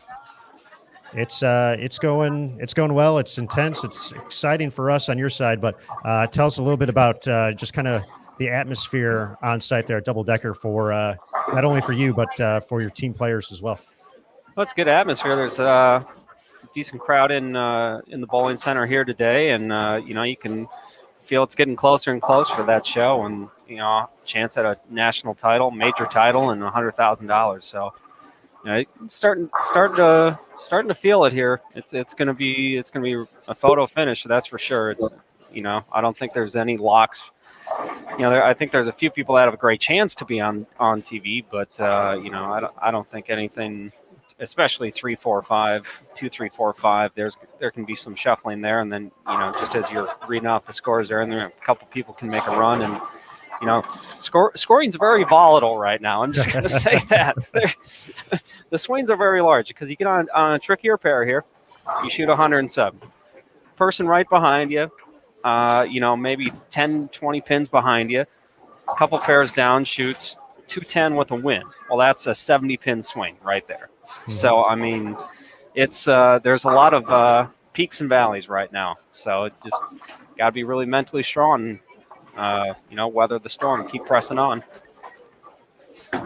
What's worked out here, and what have you been telling your players now that they've seen this pattern, of course, 4 times at this point in the tournament? It's getting flatter and flatter and flatter, and the fronts are hooking more and more and more, and the back ends are getting tighter and tighter and tighter. And if you put a lot of surface on your ball before you decide to come out here and bowl, I don't think your ball reaction's all that great right now. If you have some surface, but you got axis tilt and some soft speed on more of a medium cover, I think you're faring a little better. But I think there's definitely some oversurfacing that happened for a few folks, and their ball reaction isn't as good this round. Matt, let's talk about Josie Barnes here. She, after a slow first round, has steadily worked her way not only to making the cut to the top 24 here, but has been one of the she's leading the tournament right now. She has done everything she's needed to do to put herself in position to make this telecast, and now just has 5 games to get there. Talk a little bit about just kind of what you've been getting from Josie, how she's feeling out there with just a couple of games to go.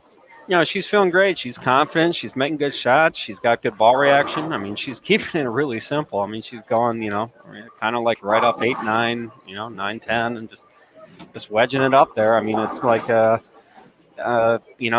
female Butch Soper shot, kind of, just kind of stand to the right and fade it in there and just kind of wedge up against that little strip that the pattern offers you of hold. So she's doing all the right things. I've said it, I think probably 2-3 times on the show about her already in the past few days. She's doing everything she needs to do. She's staying mentally patient, going through her pre-shot routine every time, reading the pairs, reading the topography every time, making her spares, staying mentally calm.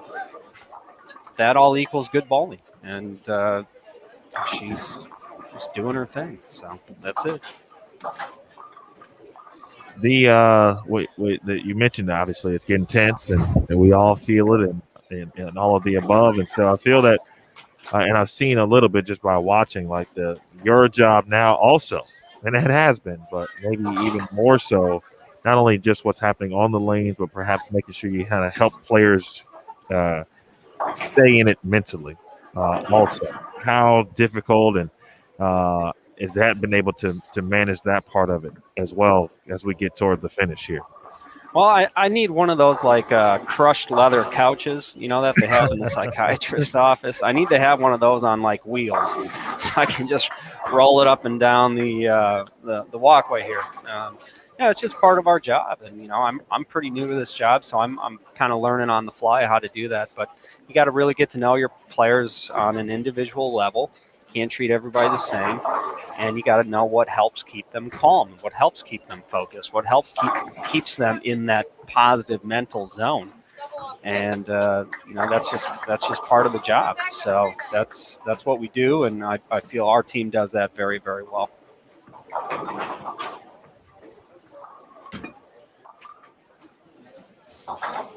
All right, Matt. We'll let you get back to it there, bud. But I know it's all business out there. But I'm sure as a big of a bowling fan as you are as well, I'm sure a little excitement to see this top 5 develop and take shape. So not only good luck to you and your players out there, but try to have a little fun while you're doing it too. All right, bud.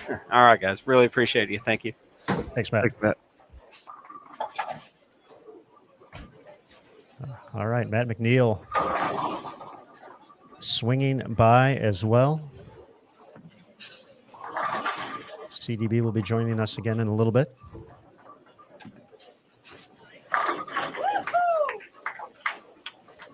Game 4, halfway point.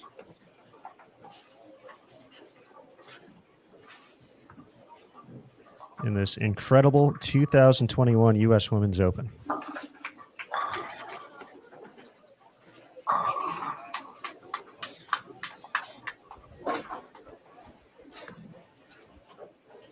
Josie in a close match right now, over on 17 and 18 against Taylor Boltice. They're in the 7th frame. Boltice just opened the 7th, however, so Josie chance to regain the lead in that one. Danielle McEwen up in the matchup against Stephanie Zavala.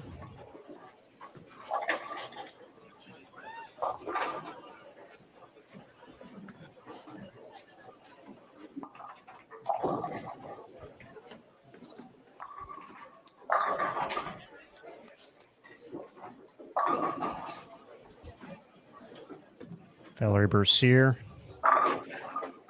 trailing Daria Payuk right now. Shayna Ung down quite a bit against Brianna Clemmer this game. Brianna started with the front 5.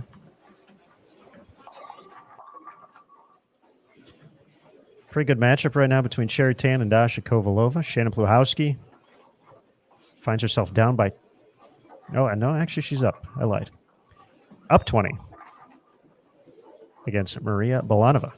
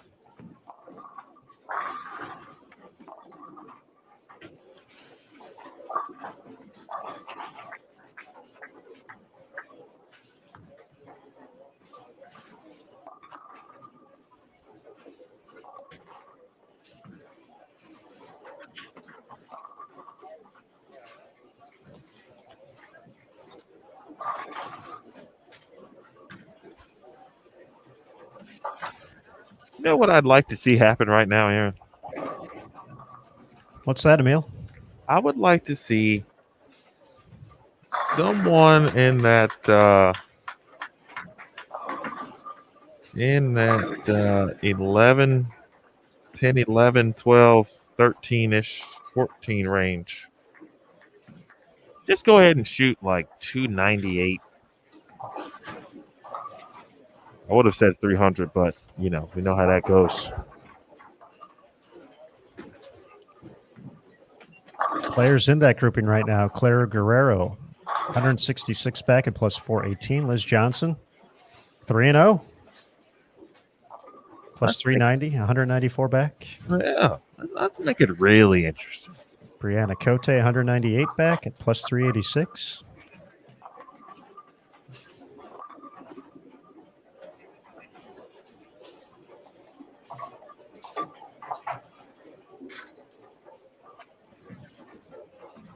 The early look at across the house, though, is not suggesting that's going to happen. At least this game.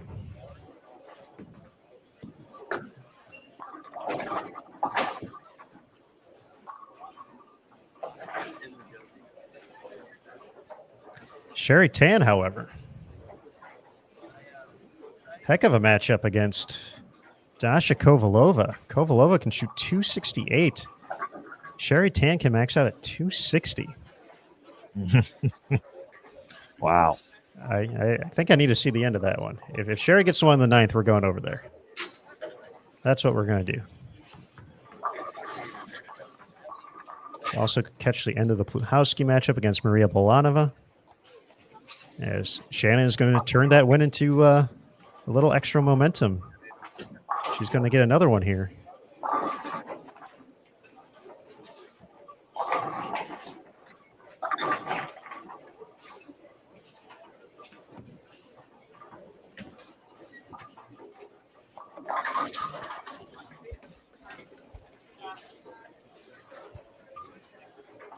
Oh, 10 pin there for Sherry, so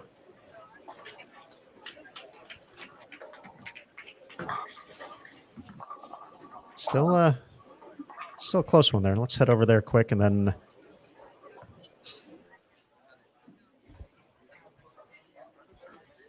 we'll see what else is up around the house.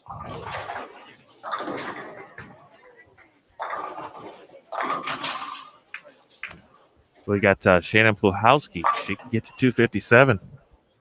Got a 10th frame to roll with.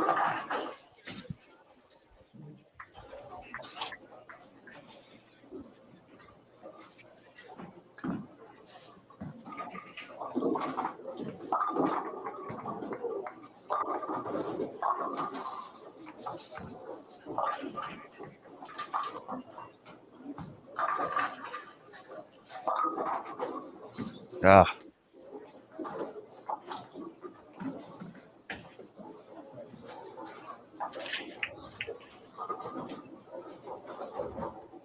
So Sherry Tan going to be stepping up here.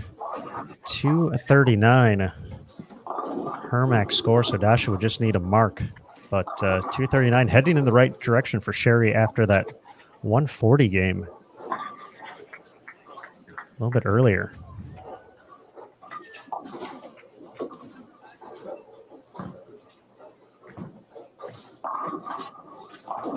And a high flush 10 for good measure. And drop her max down into the 220s. We're going to welcome Carolyn back into the broadcast here. CDB, welcome Hello. back. Thank you. Sorry, I had to leave there for a moment. That's all right.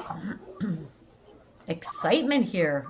So Shannon Pluhowski, I see, has picked up the pace just a little bit. Yeah, the win in game 3 certainly sparked her to start game 4, front 5. She's going to be in the 230s here. Sherry Tan going to have a good game here, but just one of those instances where you just run into a buzzsaw. That was Dasha Kovalova here in game 4. Still shoot 268.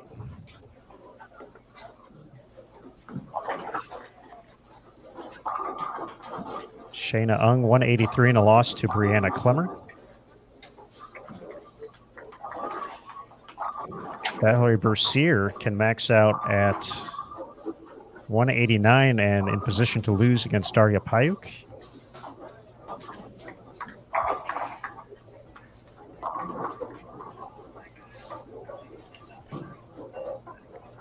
Shannon O'Keefe can only get to 164 this game now. So Diana's going to get the victory. Shannon's going to be giving some pins back.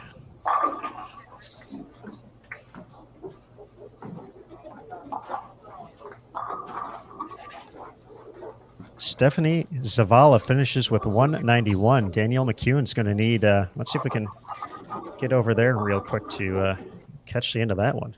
Danielle's going to need a double. Pretty good matchups these last few games.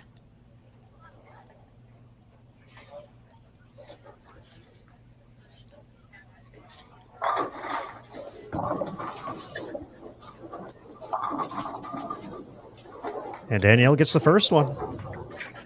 Still going to need that second hit in the 10th.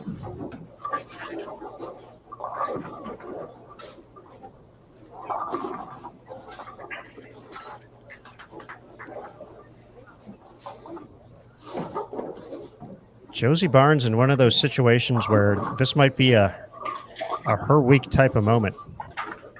She finished with 189. Taylor Boltice has doubled in the 10th. If she gets one more, she ties. If Taylor is unable to strike, Josie's going to sneak away with another 30 pins in back-to-back 180 games. But Taylor, all three of the 10th to deny her. They're going to split it. Get that 15. Danielle's not going to get the second hit. So Zavala will benefit with 30 bonus pins.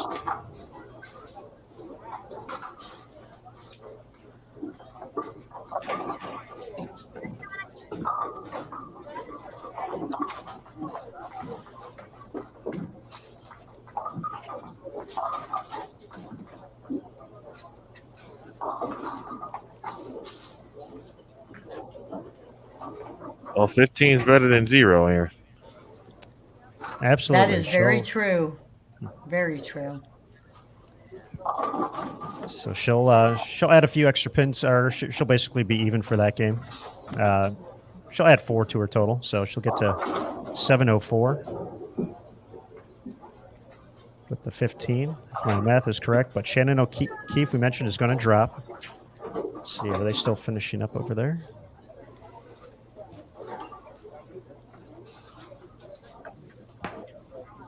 They got a 10th frame to go. DZ with the win with 190. So she'll gain 20. She's going to go up to 604. Stephanie Zavala, the win with 191. She's going to be at 613. Sherry Tan was in the 220s, but with a loss.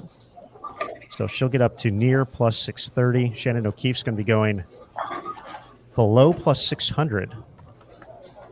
But then Shannon Pluhowski, really the big mover and shaker this game, in the 230s with a victory. She looks like she's going to jump all the way back into second place. Wow. How about that? By one big game, just because it's so close. On cue.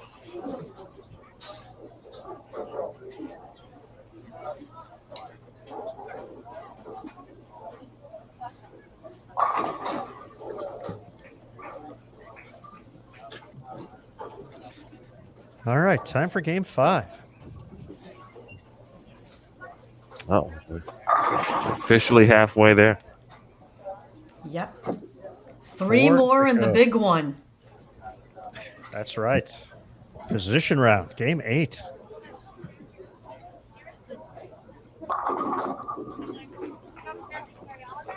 Let's see, on 13 and 14, we're going to have Lindsay Boomershine taking on Josie Barnes.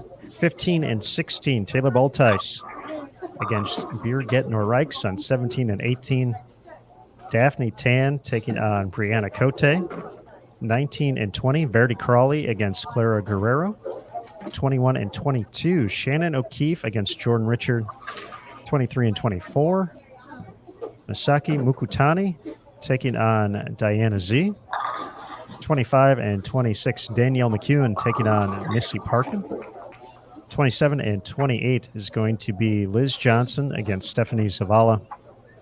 29-30, Valerie Bercier taking on Shayna Ung. Two players on the outside looking in right now. Both of them could use a big game coming up here. 29-30 for that one. 31-32, Brianna Clemmer against Daria Payuk. 33-34, Dasha Kovalova against Shannon Pluhowski. And then Maria Bolanova taking on Sherry Tan, 35-36. Will we be taking a look at that Danielle versus Missy match?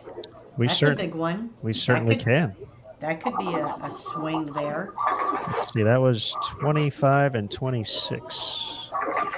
And yeah, let's see. Just waiting for the updates.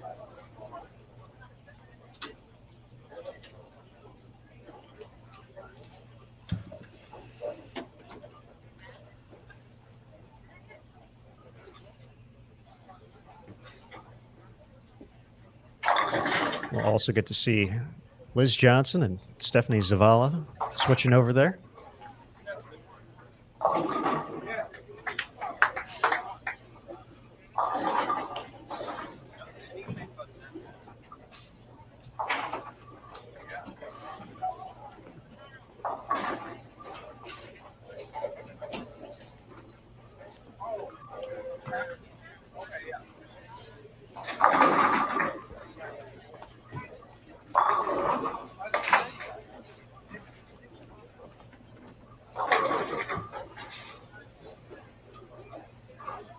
You know what would be pretty cool down the road? Mike and some of these girls doing match play. That would be pretty intense. CDB, what would you be saying in these situations if you were mic'd up? No. I wouldn't be the one. That's what I was saying. We don't have any. We ain't got no cough button. No. CDB We'll have no doesn't do that. delays.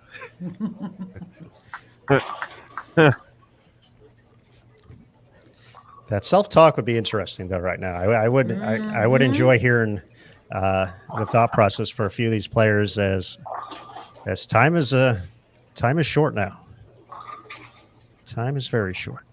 Or some of the players like a Danielle and I know Josie, they journal, they write things down. I'd love to be the camera over their shoulder, just kind of looking in that book. You know, what's being written down.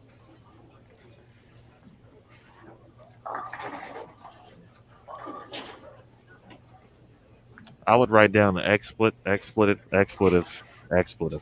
Like a question mark / hashtag, that type thing, yeah.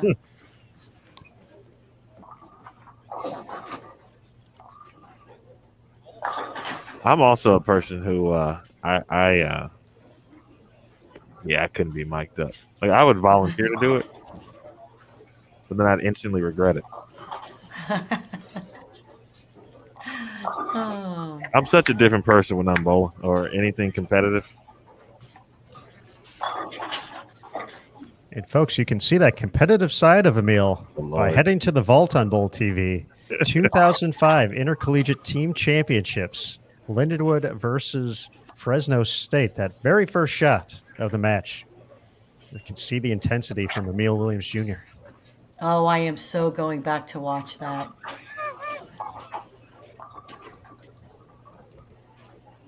You should add some color to it, actually, CDB. I don't think there's any. There's no color commentary on that particular show. I'm pretty sure. It was just Brian. I can't think of his last name.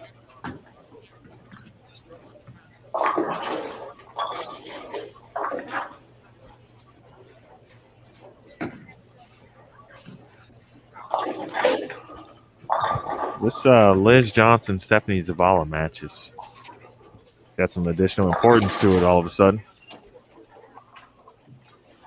course, we're talking about Missy and Danielle.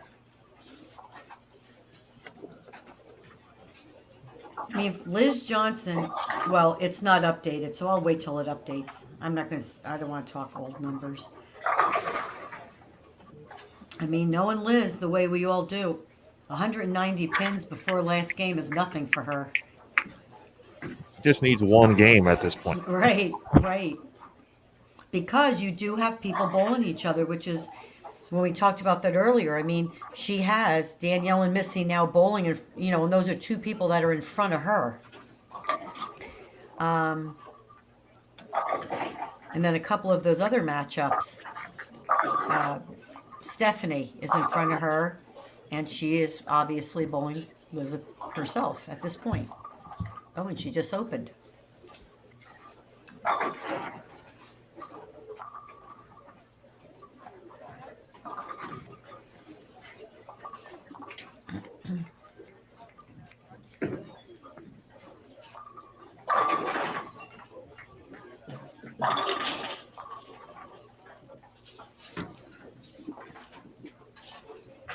I think there are ladies right now saying, "Thank God I have a mask on."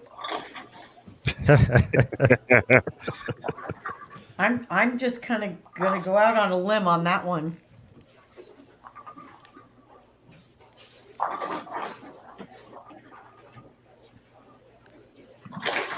Stephanie kicks the 9 pin out of there, 3 out of 4. Great shot. That's another thing I like to look at. After she goes double, she leaves the 2-4-10 and then comes back with a great shot. That tells you right there a part of that mental outlook. Can't do anything about it, but I got to get back up and make a good shot. I mean, I got to get back on the wagon here. So I watch that a lot as to what people do after an open. Do they hit the pocket? Is it another bad shot? I like to try to figure out what the psyche is with that. And that was something that Emil could probably talk to this a little bit more. Looking back at her victory at the Greater Cleveland Open earlier this season, I know, Emil, you talked to her for the recap story afterwards and, talked about kind of the mental process. And, she had an early open in that title match against Brianna Cote. And she said, maybe a year ago, if, she was in that situation, that would have been something that would have derailed her. And, all of a sudden that game would have gotten away from her. But she was able to bounce back and deliver a bunch of great shots to, I think she struck out from that open on her way to her first title. But I believe that was something Stephanie said, she really worked a lot on during 2020 with everything going on in the world, trying to sharpen up her mental game as well as the great physical game we can obviously see out there. Well, Yeah, she definitely mentioned. She definitely mentioned, if not for, or if this had been a year earlier, she may not have been ready for those moments and wouldn't have been able to kind of control herself mentally.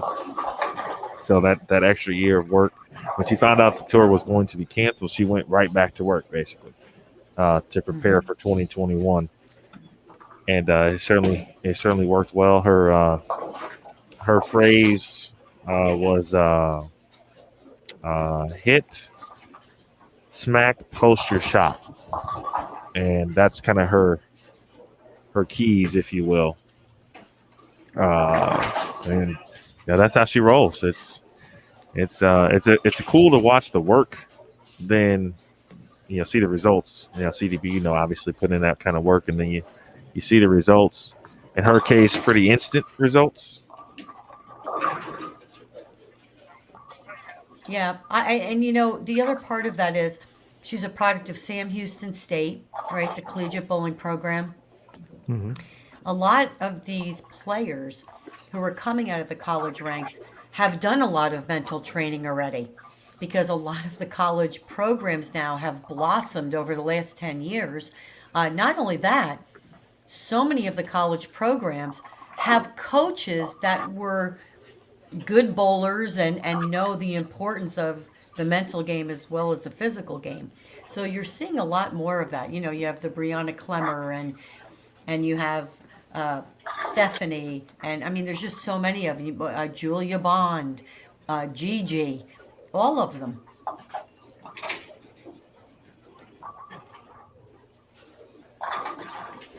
Aaron, can you run down the top 8 for Miss Deb Gardner, please?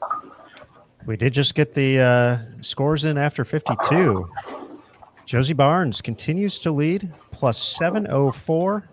She is 56 pins ahead of Shannon Pluhowski, moving up to second place with that 237 and the victory. Now at plus 648, Sherry Tan into third, plus 631. Stephanie Zavala in fourth, plus 613. Diana Zavialova has the fifth and final spot at the moment. She's 4-0 this round, plus 604. First player out after leading after she was the leader after game one. Now out of the top 5, Shannon O'Keefe, plus 591, but just 13 pins back. So that roller coaster continues to pull people all around this top 5. Shayna Ung in 7th, 41 pins back at plus 563. Valerie Bercier, 55 back at plus 549. And then a bit of a gap to Danielle McEwen, plus 495, 109 pins back. Missy Parkin in 10th place, 149 off the show, plus 455. And then Liz Johnson, 189 back. Liz is 4-0 this round, but hasn't been the big games yet. She's going to need some of those along with the wins continuing. She's at plus 415. Who is Shayna bowling this game? Valerie Bercier. Oh, okay. And who is Diana bowling? She is bowling Misaki Mukatani. Okay.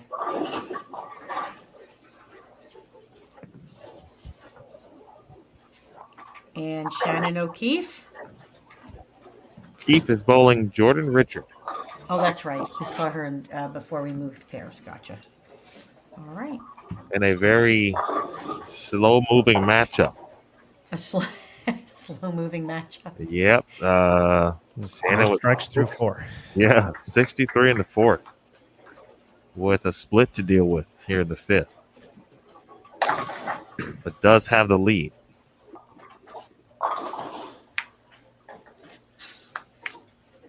J. Rich is 3 out of the first 4 opens, unfortunately. Meanwhile, Verity Crawley now with the front 7 versus Clara Guerrero. Verity in 18th place, plus 164, 440 back of the show. But we'll keep an eye on her if she adds another 1 or 2. Sherry Tan, though, this game. Over on 35 and 36.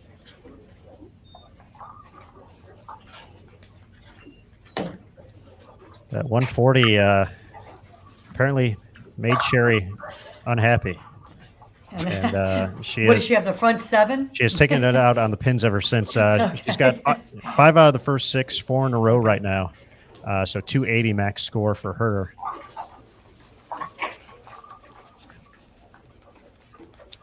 Brianna Cote still in a, just decent enough position. He's got spare 4-bagger working against Daphne Tan.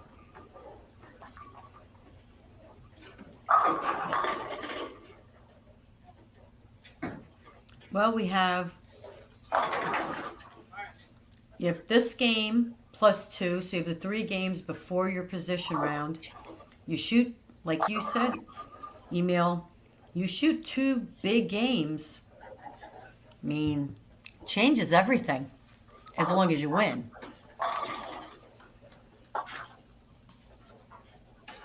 Yeah, the dub, obviously super important at this point.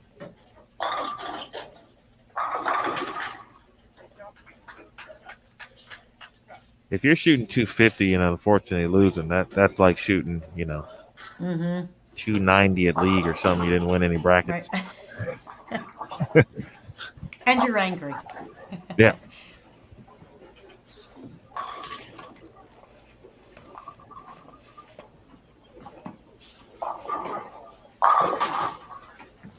Could be some trouble, though, for Josie Barnes this game, man. Aaron and CDB.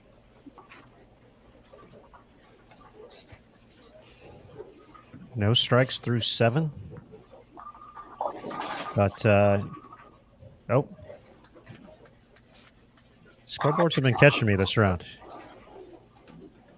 I lied. She does have some strikes. Lindsay Boomershine, no strikes, but just one open. Has the slight advantage. But Josie can double up here, but doesn't get the hit. Faraday, 2-4-10 in the 8th.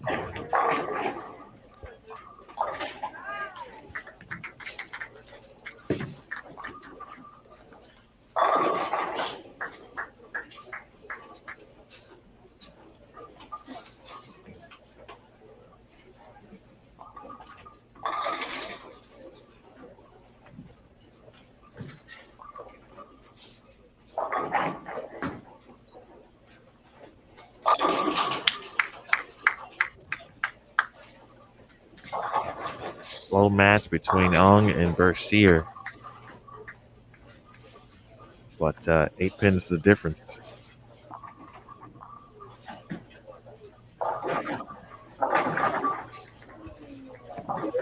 Good call there, Jim Thomas.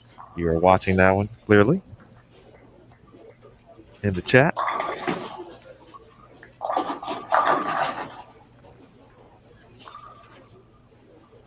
We've all been there, Gloria. Gloria said she did that one night. She shot 290. There were 2 300 games and 2 298 games. Lost all the brackets she was in.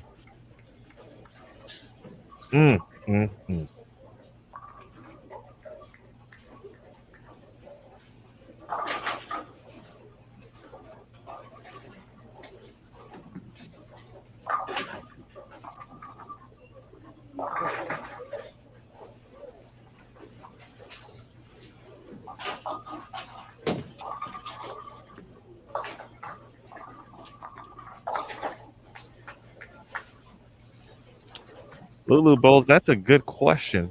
The only problem is we don't know what those splits were. And just for you, Aaron and CDB, Lulu asked said Shannon had left 3 splits in the last 4 frames. What is the adjustment? Hard to say without kind of seeing that match Right. from start to finish, or at least to present moment.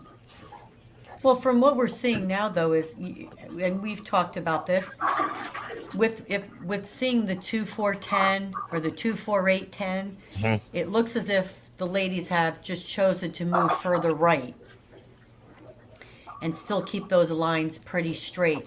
We have not seen anyone move left of 12 or 14. Like you mentioned, Yep. Stephanie is probably a little bit deeper, but it's not as if she's hooking the lane. Same thing with Verity. Verity's playing a little bit further left, but again, not trying to throw that ball to the right. So I think most of the moves have been consistently to the right and or bowling up, bowling down, depending on how you as the bowler are reading the lane.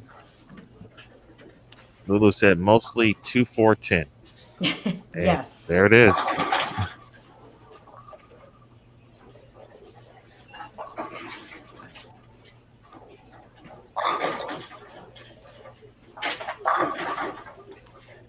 Sherry Tan is stepping up in the 10th frame. Can shoot 280 still.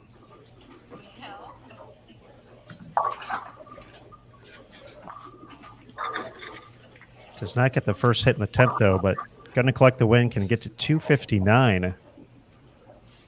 So she's going to be contending for the lead once again. Josie Barnes, the best she can get to is 166 this game, which is more than likely looking to be a loss as well. Against Lindsay Boomershine. Shannon Plahowski, late 4-bagger against Dasha Kovalova. Can get to 235. So Josie is going to be falling out of the top spot.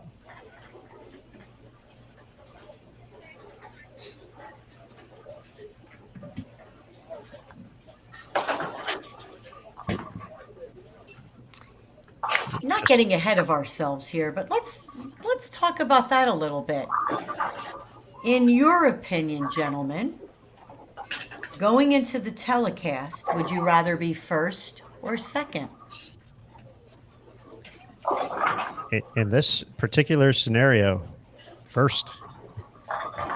You'd rather be first. That's okay. an extra 25,000 in the pocket, no matter what. Yes, that too would be my.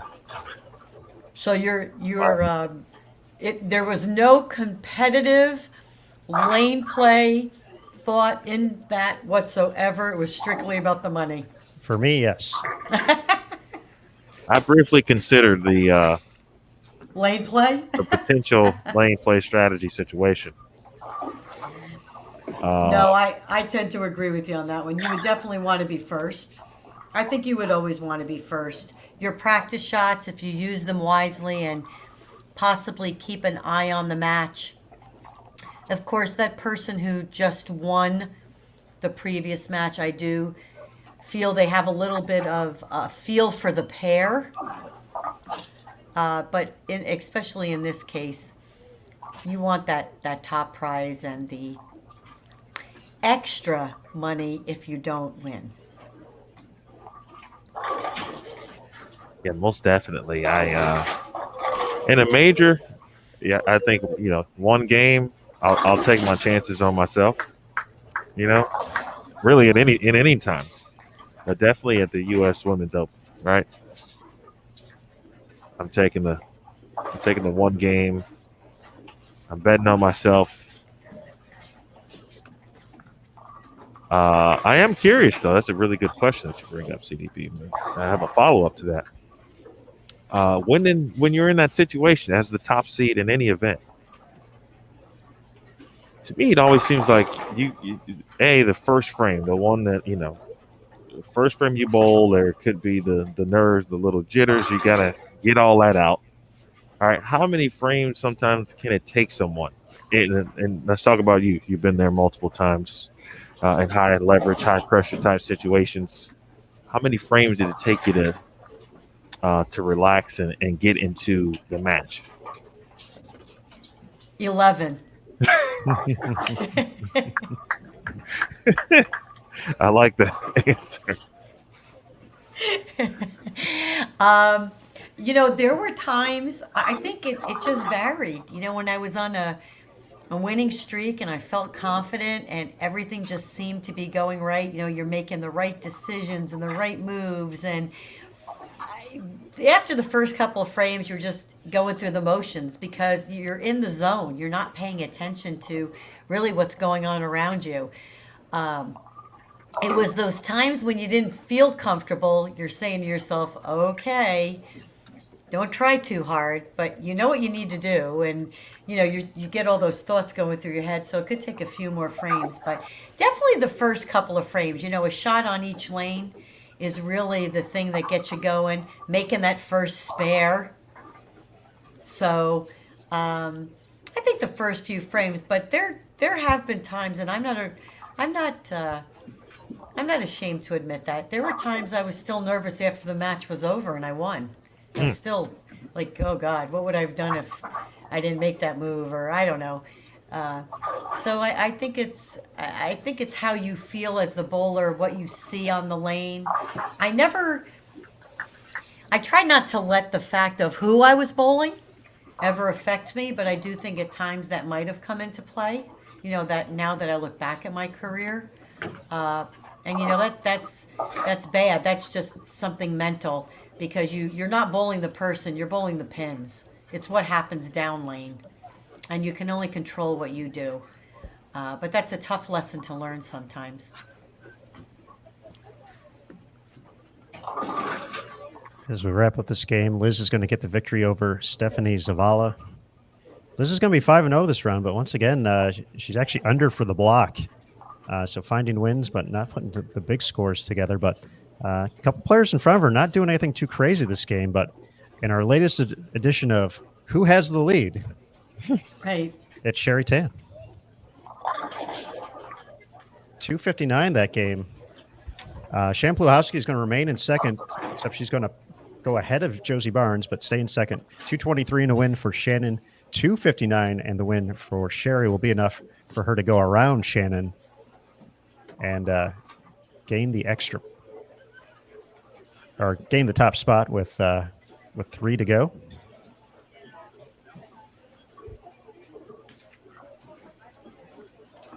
O'Keefe about to bail out 170. Wow, and that's a win too. It is a dub. It's going to be a dub. That's huge. With Zavala, the loss in the 170s. Josie Barnes coming back down to the 650, 660 range. Zavala's going to get the win, but it's going to be with 190, so not flying away from everybody. O'Keefe's going to get the victory with 170, stay right around that 590 mark. Plus 600, right around there. Shayna Ung's going to get a victory, but with 180 over Bercier. So really a fortunate game for all the players in the top 5 at the moment. Zavala might fall far enough down to where O'Keefe will pass her, but they're going to be super close. Shayna Ung's going to gain a few pins on them. So O'Keefe might actually jump into 5th. Zavialova will probably move into 4th. But musical chairs.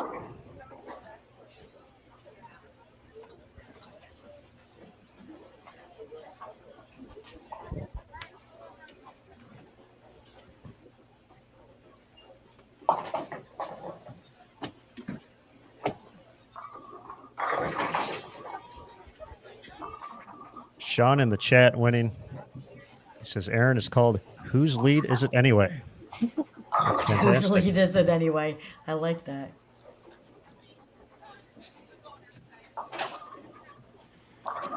All right, Emil, what do we have in store here for game number 6?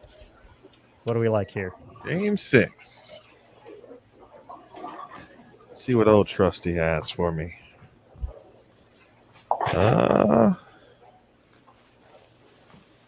I got game 6. I've got O'Keefe and Zavala. Good one. And I have, let's see, Tan. We have- Sherry Tan, that is, versus Valerie Bercier. We have Danielle and Diana right here. That we do.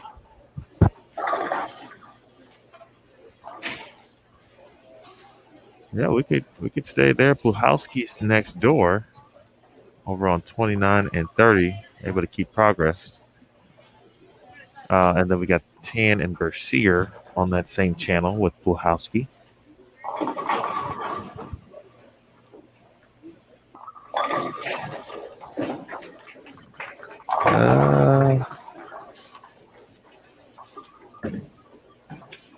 Gotta check who Josie's bowling. Might be Verity. I think that's right.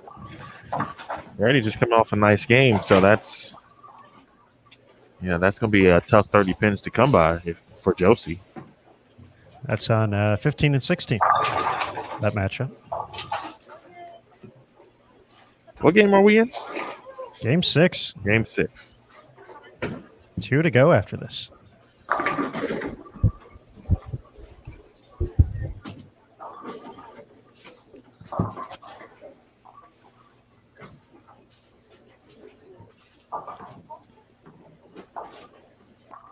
Well, 2 plus position round, correct? Counting this game, yep. Because I got it. Well, I didn't make sure I didn't miss something here. Just waiting for my update.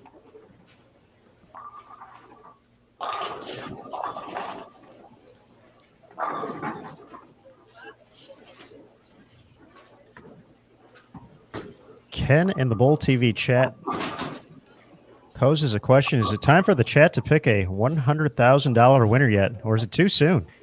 He said, I picked Diana Z 2 days ago, and I'm going to stay with that. So, folks, it's almost the way too soon pick your champion because we're still not 100% sure, even remotely close to knowing who's going to be in the top 5 yet. But I like the energy there. So in the chat, let's hear who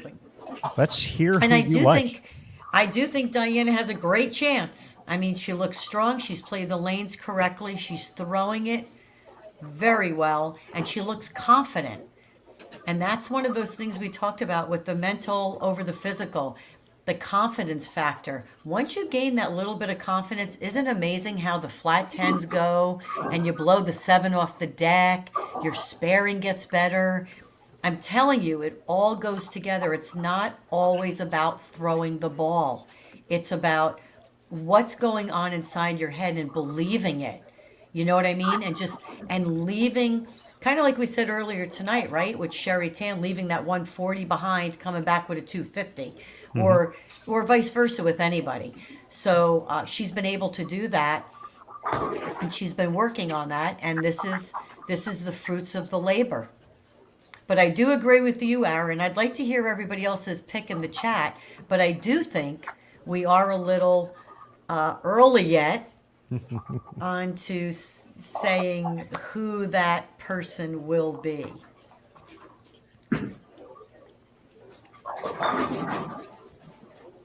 And a great shot there from Diana, bouncing back after the 7-10 to kick things off in this matchup against Danielle McEwen. And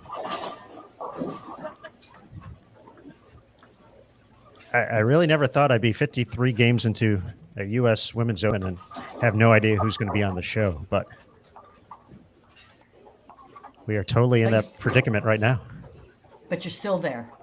But we're still there.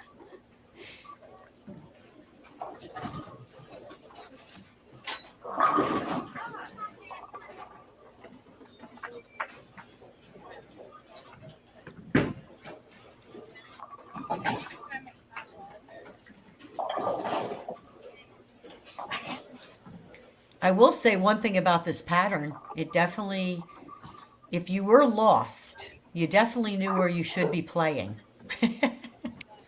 There's definitely a consensus part of the lane to play. But even with that, it's been tricky. We had Nick Hoagland in the chat for a little bit mentioning the speed bumps kind of built into it as well that have caused a lot of the heartache. Probably has contributed to quite a few of the 24810s like we saw there from Danielle as well. But yeah, folks have kind of been able to kind of settle down in a particular part of the lane, and it's been just kind of navigating it from pair to pair.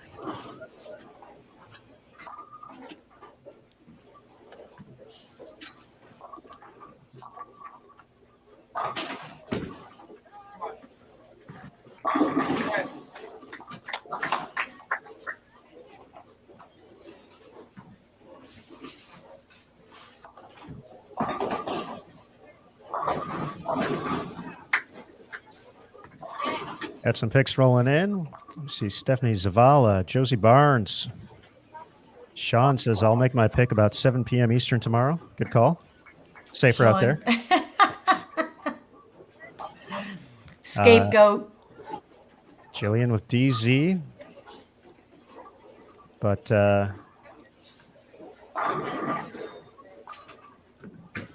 was her pick yesterday. She'll go with that, but if Shannon O makes it, she's going to go with that. Tough to beat. Agreed. Jim picking DZ. You're right, Ken. We all are thinking about it right now. 100%. A couple of Sherry's in there. Roseanne still says, don't count Liz Johnson out. I like it.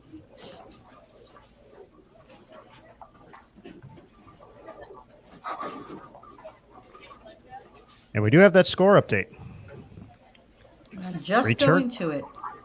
Returning to the top of the leaderboard, Sherry Tan. Her last 3 games after that 142, she's gone 235, 228, 259. She's now at plus 720. Shannon Pluhowski sits in second at plus 701. Josie Barnes drops to third, plus 668. Diana Zavyalova now in fourth place, plus 630. Shannon O'Keefe is going to hang on to fifth. plus 599, 12 pins ahead of Stephanie Zavala, who's at plus 587. Shayna Ung at plus 576, 23 back of the show. Danielle McEwen, 215 in a win last game. Still hanging around. Plus 540, 59 back. Valerie Bercier, plus 520, 79 back. And then Brianna Cote in 10th. 150 back at plus 449. Missy Parkin, plus 447, 152 back. Liz Johnson, 172 back in 12th, plus 427. Diana, 5-0 this round.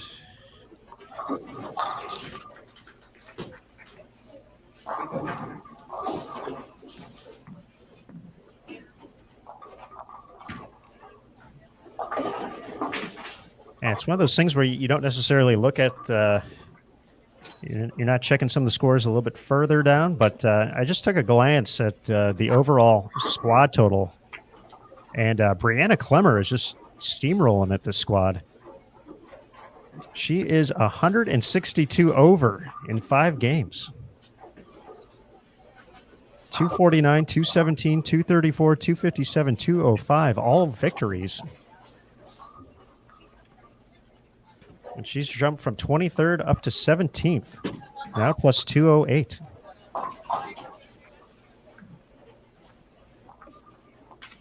The next highest score on the block right now is Sherry Tan at plus 43. So,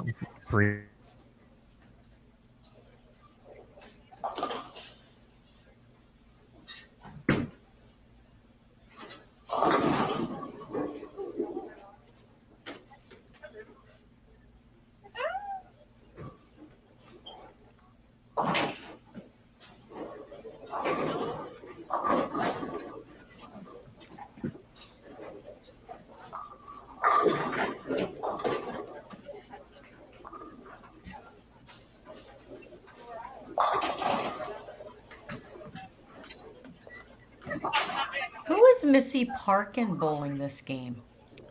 Missy, let's see. Missy is Let's number see. 416. She's bowling Misaki Mukutani on 21 and 22.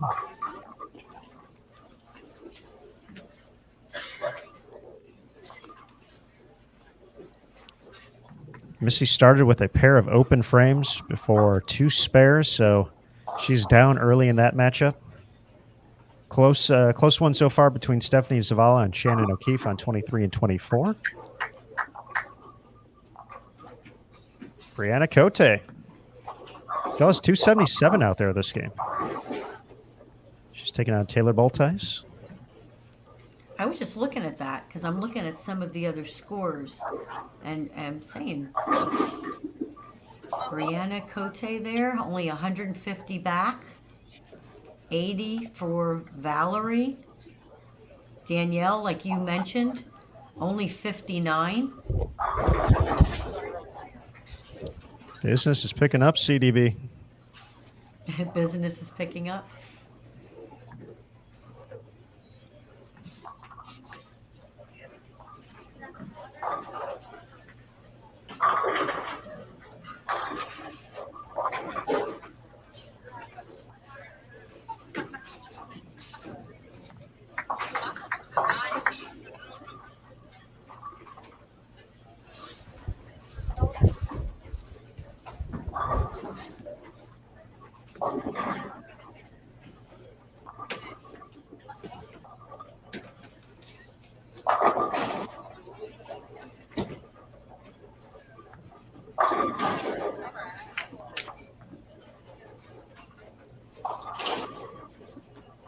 Question in the chat here, CDB.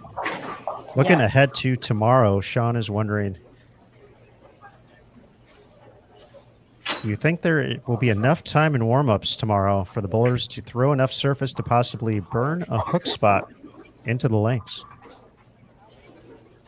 Well, I think there's always a possibility. I know they're trying to combat that, but I think you're going to see, if I'm not mistaken, though, before I even answer that any further, what pattern is that? A whole other pattern, or is it this one? It's going to be this one, and JT actually makes a good point. In the one thing I forgot about, with it being the U.S. Women's Open, similar to what it does or what they do before the start of this, before each round, the players just get one shot on each lane before they start. JT adding to that, players will only receive 8 shots each before they start their match. So keeping that in mind as well, just limited shots going down the lane. So they are, and that was going to be my second part. They're limiting the shots, but they will have other lanes. Obviously, they can warm up on. There is always that possibility or that chance, but it's, and I look at it differently. I think some of the I'm not going to. Well, I think that's a game plan sometimes for some bowlers and some ball reps. But I always felt this way. If I'm worried about burning up a spot, I'm not only burning that spot up for myself, I'm burning it up for someone else. So if I'm worried about that, am I really focused on what I need to be focused on? So I have a different outlook on that. I never worried about tricking the lanes. I figured if I made good shots and I was lined up and I felt I was in the right ball, I should be able to win.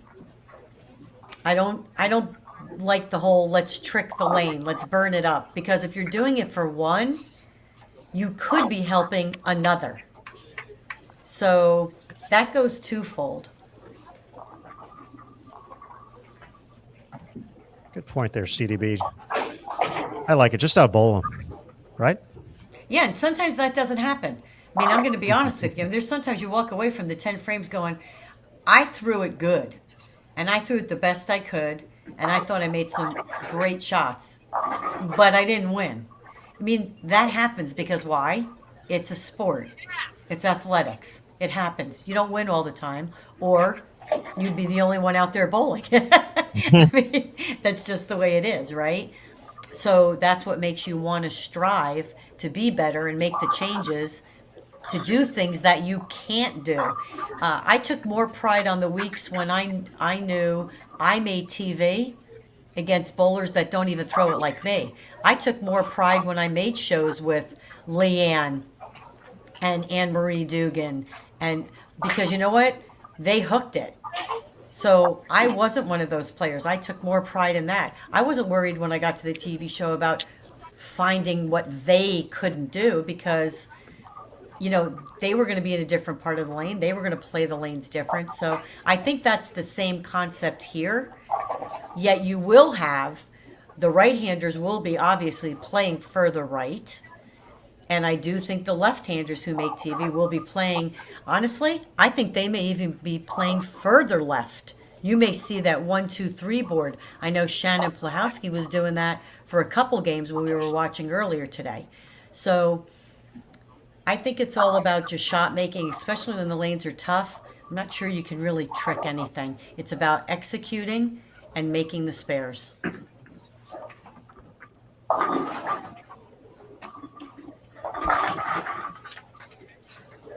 I don't know how you guys got on that topic, but that was a fantastic conversation. Courtesy of the Bowl TV chat, of course. Always Always. tossing us great questions. I may have to hang out in there more often. I like questions. What other questions do we have?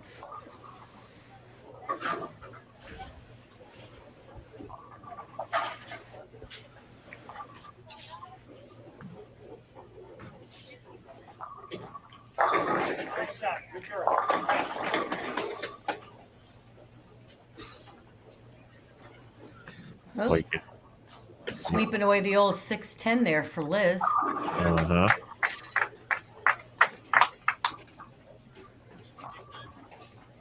Figured after 54 games they would just give it to her. Yeah, just what you want to wait on, by the way. You want to wait on setting up a spare after all these games. We got how many more to go? And we're going, oh, no.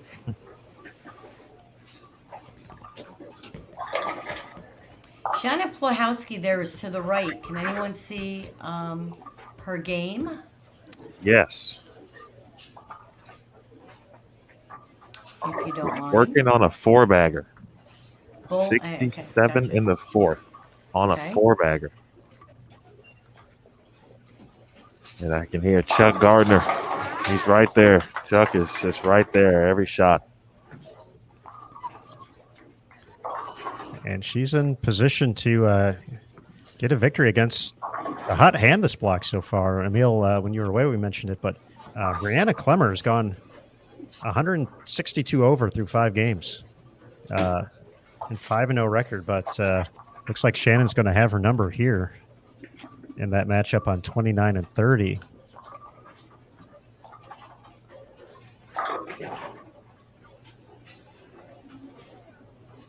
Big opportunity here for Danielle in the 9th. She did not like that one. No. Josie Barnes match. Any updates? Josie Barnes is stepping up in the 10th frame with the chance to lock up the victory against Verity Crawley. Okay. She can shoot 214 max for Verity, 205. And Josie got the first hit in the 10th, so she can get the next one. She'll lock out Verity and get the 30. Okay.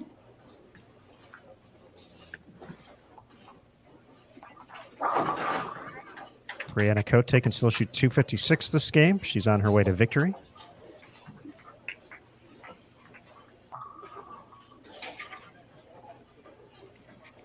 Stephanie Zavala with the slight edge over Shannon O'Keefe with the 9th and 10th to go over there. Yeah, and that's, let's see, a 12 pins. We're only separating them, so that win could flip.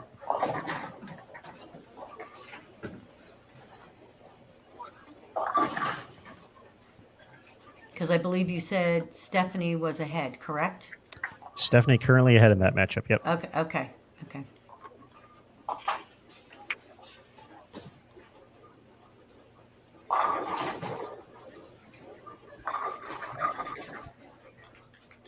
Sherry Tan putting together 5 in a row.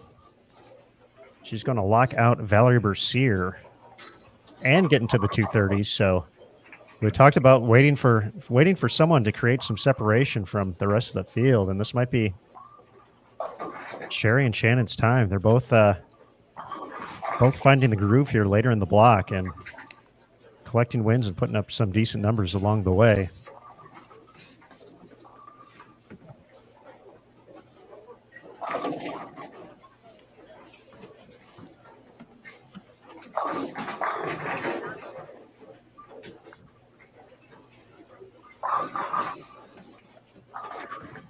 Josie finished with 211, so that's going to be good for the victory as well.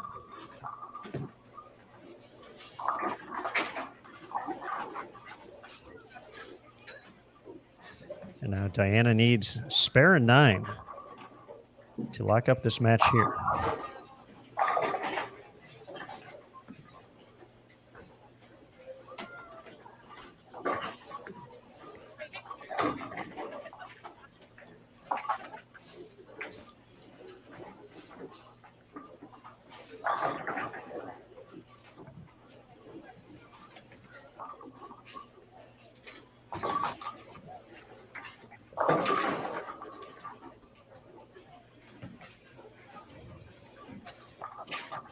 The best Danielle can get to 183 with all 3 in the 10th.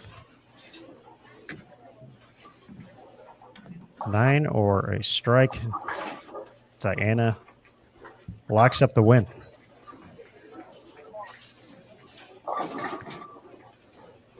Cote is going to be in the 240s.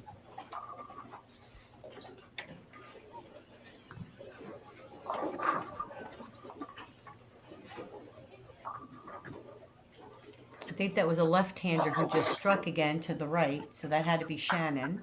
Mm-hmm. Yep. Okay.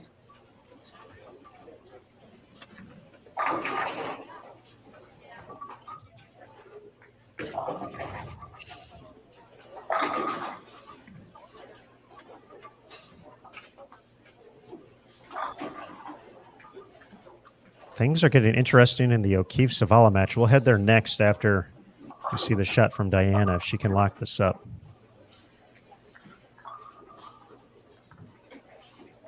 she's going to get the victory. So we're going to switch pairs here real quick. Zavala opened in the 9th frame. So O'Keefe's going to have a chance to come out here and win this one. Okay. And that was only, yeah, the 12 pins. Yeah, that could move her up a little bit. Diana wins with the 180.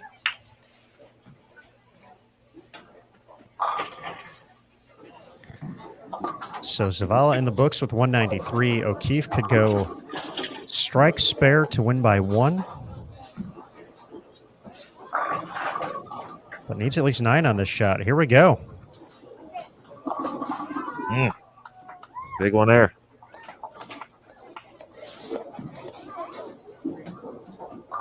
$12 pins separating them at the moment. Once again, this is that 5-6 matchup.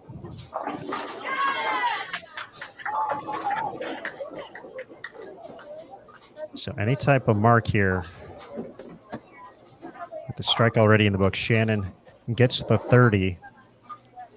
And Zavala gives a couple pins back. Should be at plus 580.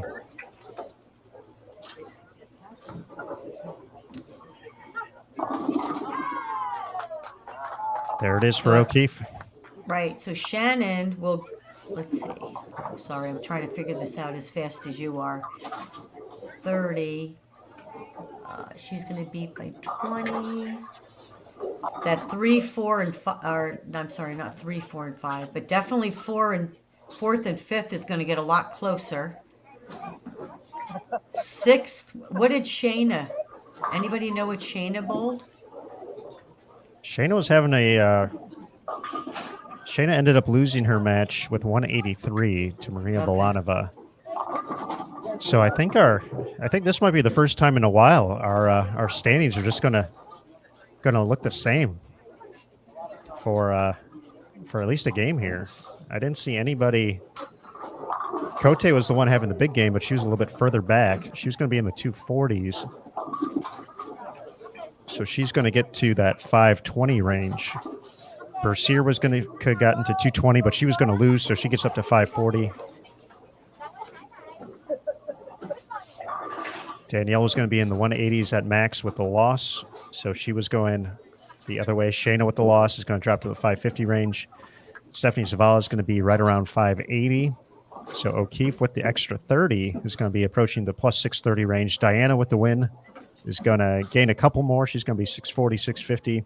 Josie with 211 in the win is going to approach plus 700. And then Pluhowski and Sherry Tan extending their advantage on the field. So 1 and 2 is extending their advantage. 3, Josie Barnes won the match and shot 2-teen, you said? Mm-hmm. Yep. So 4th and 5th have become just a little closer, and Zavala is going to be just a little more behind, is what we're looking at right now. And Shayna with the 180. I didn't see what Danielle. I missed Danielle. What did Danielle finish with? She could have maxed out at 183 that game. 183. Okay. Oh, that's right, because she bowled Diana. Mm-hmm. Right.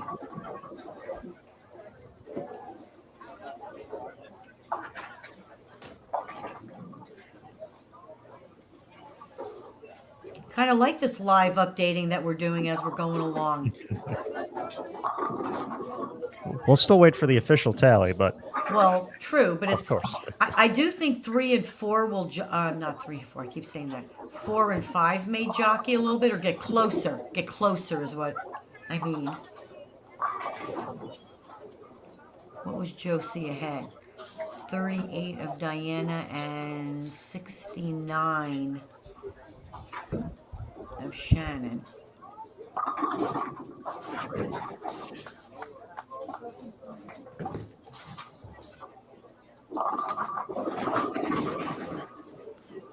I'll tell you, with 2 games left and one of them being position round, which, position round, my hand always shrunk in position round.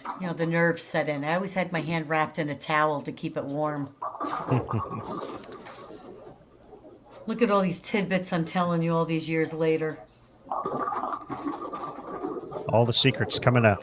Yeah, I looked as calm as a cucumber, didn't I? Absolutely, yeah. Little did you know I was sweating bullets.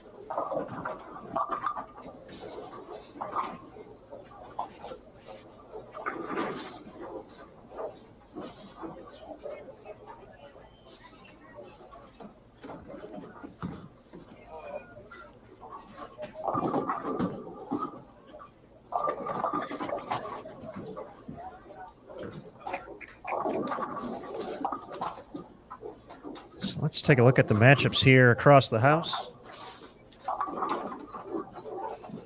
Game 7 on 13 and 14. Taylor Baltice against Clara Guerrero. 15 and 16. Lindsay Boomershine against Brianna Cote. 17 and 18. Verity Crawley against Birgit Norreichs. 19 and 20. Daphne Tan against Josie Barnes. 21 and 22. Liz Johnson against Diana Zavyalova. 23 and 24. We have Danielle McEwen taking on Jordan Richard, 25 and 26. Misaki Mukutani taking on Stephanie Zavala, 27 and 28. Shannon O'Keefe against Missy Parkin, 29 and 30. Maria Bolanova and Daria Payuk, 31 and 32. Dasha Kovalova against Shayna Ung, 33 and 34. Brianna Clemmer versus Sherry Tan. And then on 35 and 36, Valerie Bercier and Shannon Pluhowski.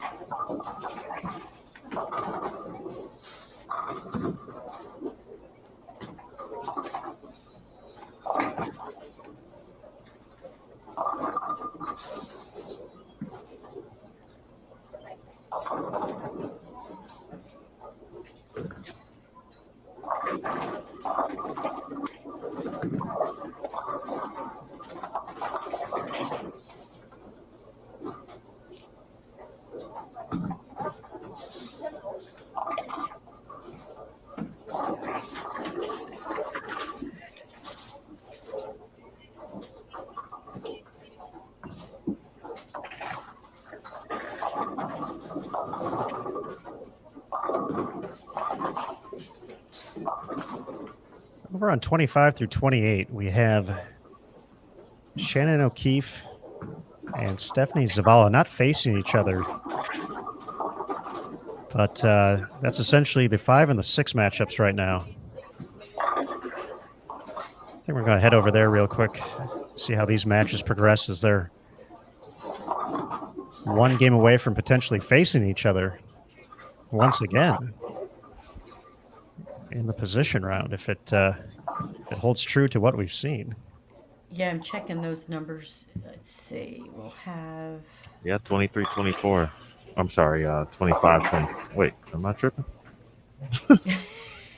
What's going on? Is it a long night? What's happening here? You're 55 games in, Emil. Yeah, I am. I was I don't know looking at what games. I don't know what you're all complaining about.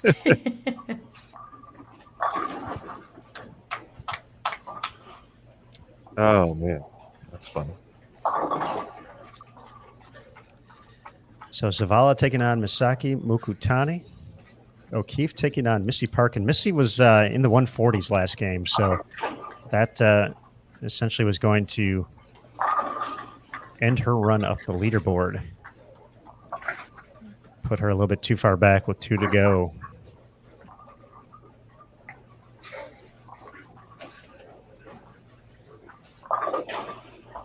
Just as a heads up for our viewers,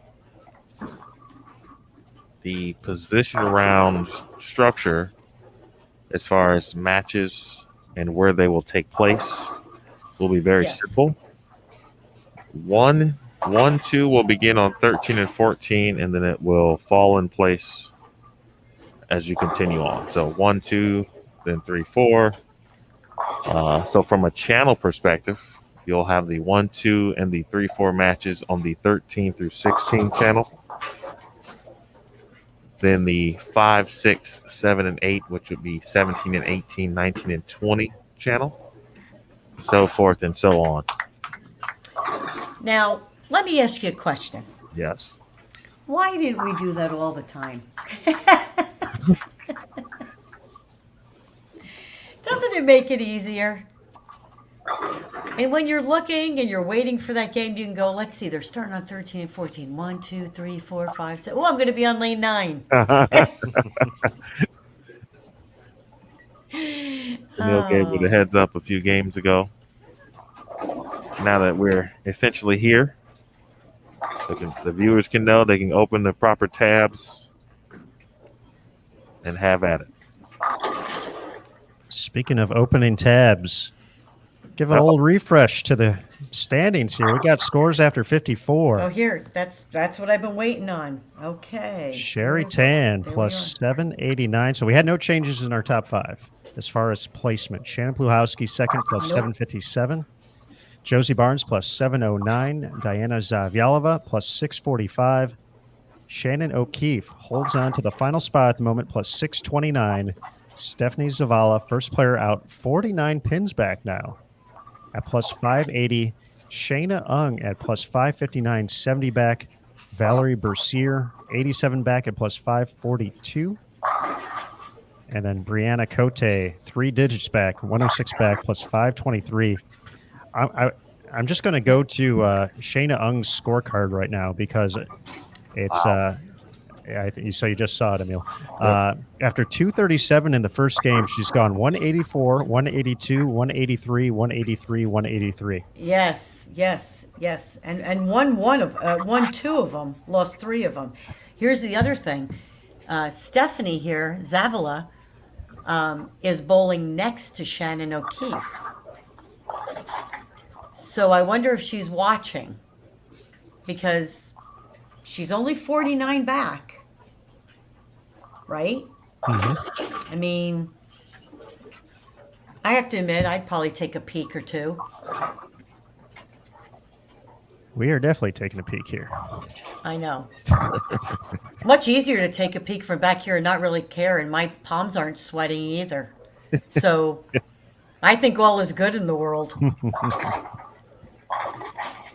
Well, Zavala clean through 4, but Misaki has delivered 4 in a row after an open in the first.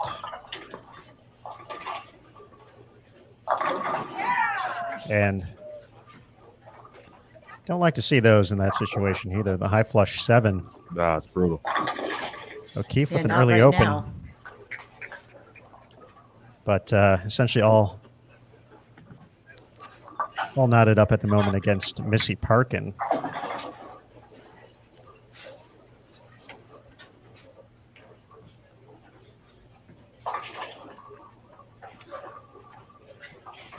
I'll take this opportunity to utilize my ability to be on site because I have a clear view of both Stephanie and Shannon O'Keefe. Okay. In fact, as you know, CDB, the center, basically kind of, we're right on top of the settee. Yes. Stephanie looks to be just kind of in her own zone during this particular match at this moment in time. Not saying that the Nope, and occasional peek over Yep. at the scoreboard doesn't happen, but now she's been going back and talking with her support system as well. You wouldn't be able to see it because she's going to sit down, put her head down, and then as her head comes up, her eyes go up. No, I'm kidding. I don't know if that happens or not. I'm just saying. Now you know the tricks of the trade.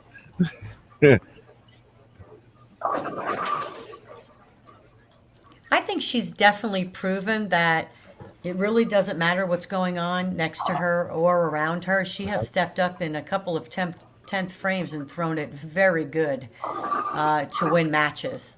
So, whether you're looking or not, you still know what the task at hand is and what you have to do to get it done. Mm-hmm. Hey, BP in the chat there. My guy Brandon. Been a long time, buddy. Thanks for stopping in. Thanks for all the good words as well. Appreciate it.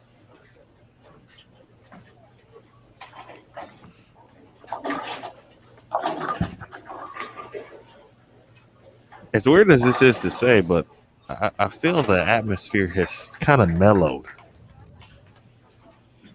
Where I believe the players who don't have a chance at this point, they've made that realization, right? So it's a little mellow and kind of allowing the players obviously who do have a chance to kind of take the spotlight, if you will, and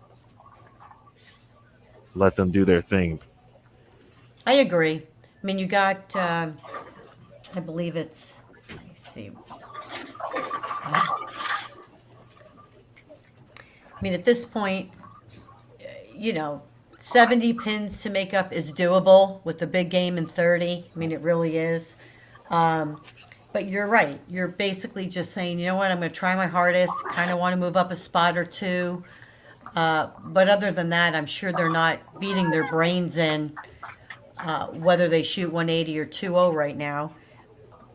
And again, it's been a great week. Everyone who bowled on these conditions knows that they did something that was pretty darn difficult. So they should take a lot of pride in that. Shannon with the trip 4, 3 in a row. Brianna Cote says, I'm not done just yet. She could still shoot 258 this game. In position to get the victory.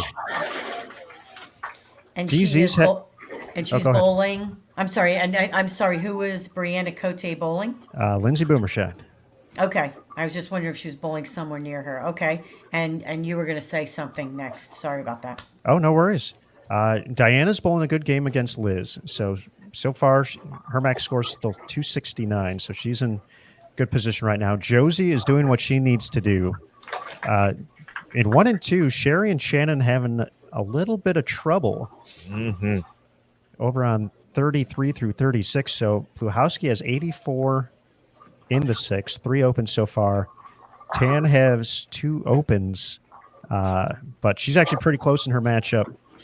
Valerie Bercier definitely has the edge right now in that matchup against Pluhowski. So along with the Zavala O'Keefe match kind of going back and forth, and a huge opportunity here for Stephanie with back-to-back opens from Misaki. But if Cote can sneak a big game in here, she's going to be looking right over their shoulder heading into the position.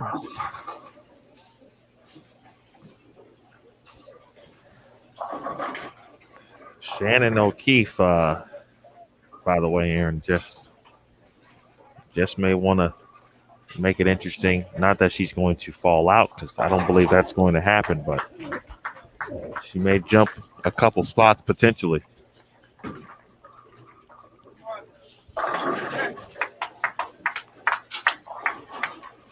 Zavala still clean here.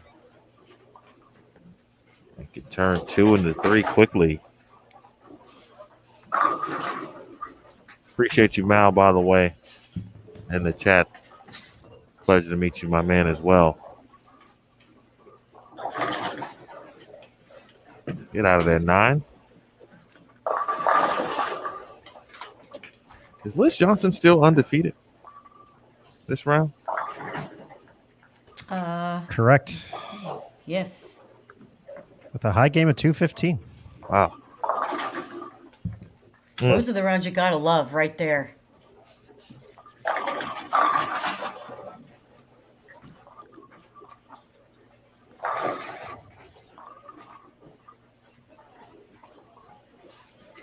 Just looking at the top two, of course, Sherry and Shannon Puhalski. Once Shannon doubled in the game 3, she hasn't lost since. In fact, hasn't had a game under 223. Somehow Sherry Tan lost with 228 in game 4, but Puhalski is going to oh boy, going to be giving some pins back though this game.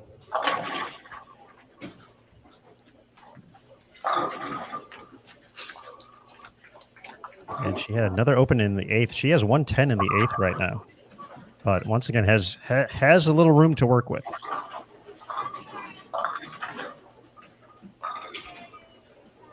Talked about managing those ups and downs, and this is an opportunity to showcase that here. Yeah, this is definitely one of them, especially when you are, let's see, you're in second. You were out of the lead by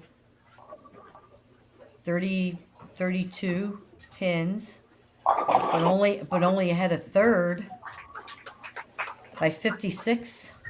No, less than that. Sorry, 46. Dell's yelling at me, 47, because I'm a terrible math person. And 6th.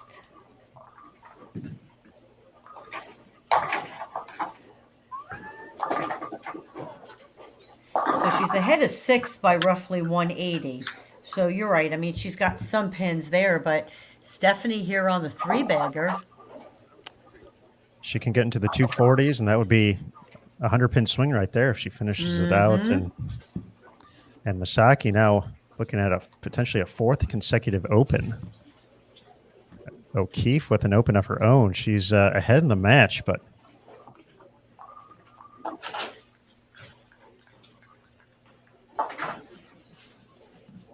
can make things very interesting here. Yeah, Misaki there just seems like she lost it. A lot of games.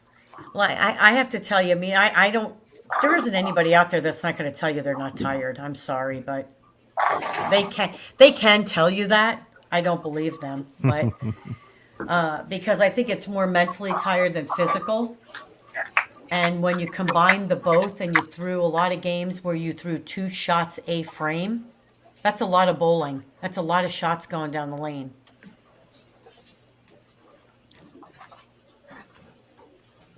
Big shots here for Stephanie. not only for Stephanie too, but just down the way. Oh. Did you catch it too, Aaron Smith? Oh, I saw it. What? What did I miss? What did I miss? Oh, I saw Stephanie's shot that Almost, looked a little inside a target. 10. Yep. Find a little hold. Well, that too, but Diana Zavyalova Yes. will be in the 240s. She's going to need every bit of it to get that game, too. Yep. Liz Johnson could still shoot 244, so she needs the spare. Spare and decent count. And Stephanie with another one.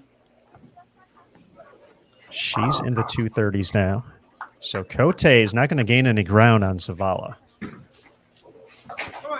She left a 4-pin in the 9th, which dropped her max into the 230s. So she's going to get the win. 237 her max score, but she's gaining a little bit on Shannon, but not going to be very much overall, though, as Zavala is going to put up a number.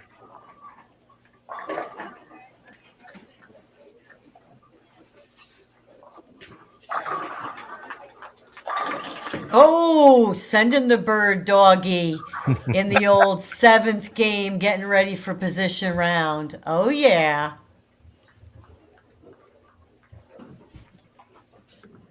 That's what I'd we like to like to know. see out here.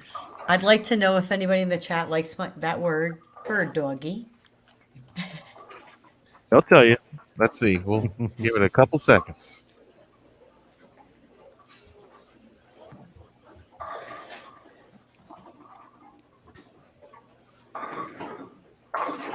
Sherry Tan finding a couple strikes late here, so it looks like even if she doesn't have the biggest game, she's going to get the win against Clemmer.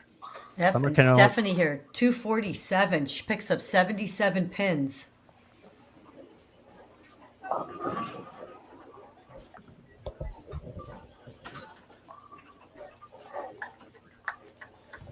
Puts her at 657. Mm-hmm. What's Shannon O'Keefe have there? Well, she can max out at 219, but this first, she's going to get the 30, so she has the 30 already. So, but it's either basically bowling for a spot on the show versus Shannon. Honestly, we could see that if Shannon does not strike out, O'Keefe and Stephanie could be bowling for that 5th position. Correct? Am I correct on that one? Or it's going to be close. It's going to be very close. It could almost Right. be. It could almost be tied. Yeah, that's depending what I thought. depending on if because if she goes strike spare or spare strike, that'd be 199. She'd Right. drop to 628. She'd get to 658 with the victory, so it'd be 1 pin difference. 1 pin difference. Yep. Okay, and Josie, what did Josie Barnes bowl? Josie was in good shape. She was going to be in the 220s. Okay, with so a victory. they're all gonna stay roughly the same. Diana was in the 240s with the Right. victory. So So, they'll probably be the same unless one of them bowls a big game and Diana could go into 3rd or Josie into 4th. That 5th position, depending on her 10th frame here, there you go. With the spare, gives her one and a strike, 199, correct? that's correct. Yep.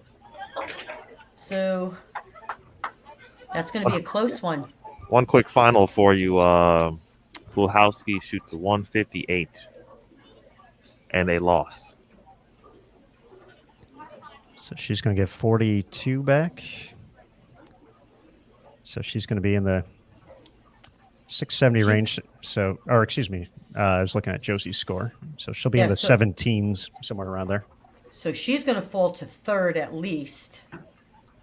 And Josie's her going and around, her and Diana could jockey for that position for the match. You know, they're in the show, but could jockey for the position. Correct? Because Josie Correct, should move yep. into 2nd. Shannon Plahowski or Diana are 3rd and 4th. They'll jockey. And then Shannon and Stephanie will. Yeah, this is going to be interesting. Ooh.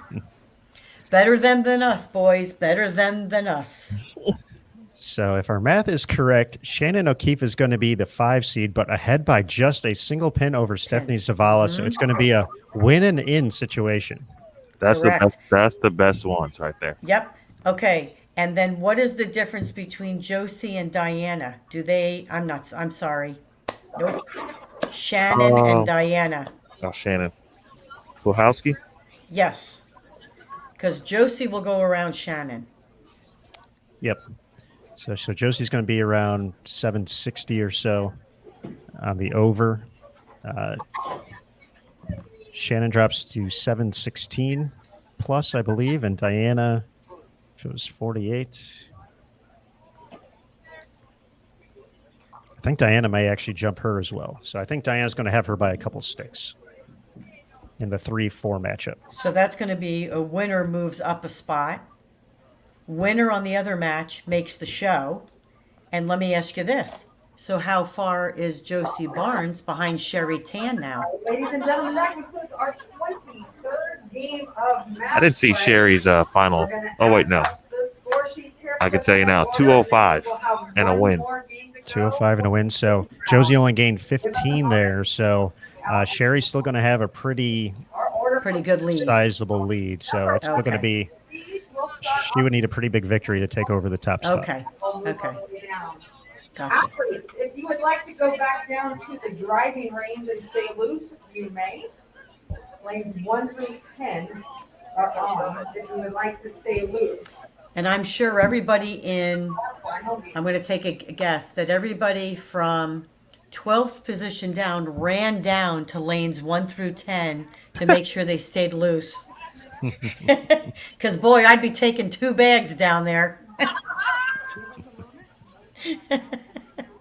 Actually, that's not true. I would be taking 1 ball and throwing it very slow just to make sure I wasn't going to break a bone when I came back for the 8th game.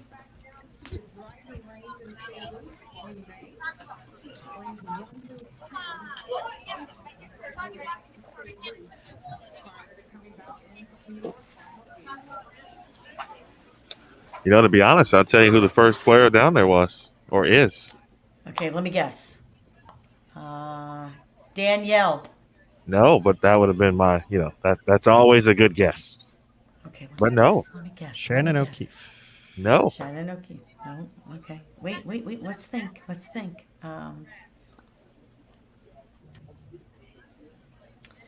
Let's see. Now that he said, let's see. Now that he said it,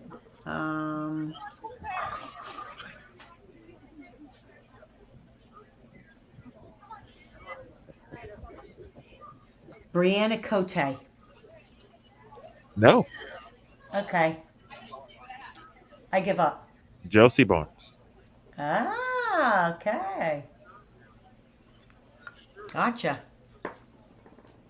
I think Josie's in a serious rhythm right now. Doesn't want to break it.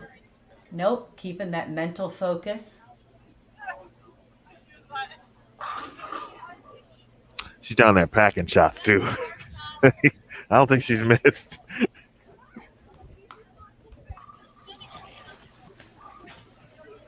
I'm sure that's a situation though too, where potentially, Josie's if she's a scoreboard watcher or not, she knows she's in the middle of this thing. She may not realize that she's, now in great position to make this show. Well, it looks sure. like it's really just a battle for one spot going into this. But Mhm. I like that though. Just staying committed to what you're doing out there, not changing up the routine because you feel like you're safe or you're in a good spot. Just keep doing the thing that's been getting you there. Brianna Cote was second. Shannon Puhalski is throwing a shot.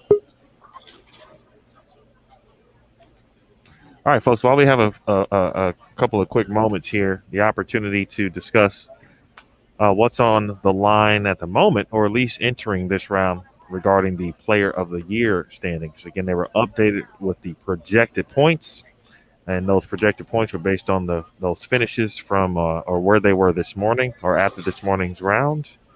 And Shannon O'Keefe, and the way it's going, certainly could have and projected to have the points lead, which would mean she'd run from 4th to 1st in the overall points list at this moment in time. Dasha second, as you can see, followed by Verity Crawley. Of course, Julia Bond missed the cut here. Liz Johnson the 5th, Missy Parkin, Danielle McEwen, Brianna Cote, Björn Norreichs, and Jordan Richard. Current points. And could change again, obviously, depending on who advances Sure. to the show off this list. Right now, Shannon O'Keefe with the best opportunity to do that, and I dropped my apple.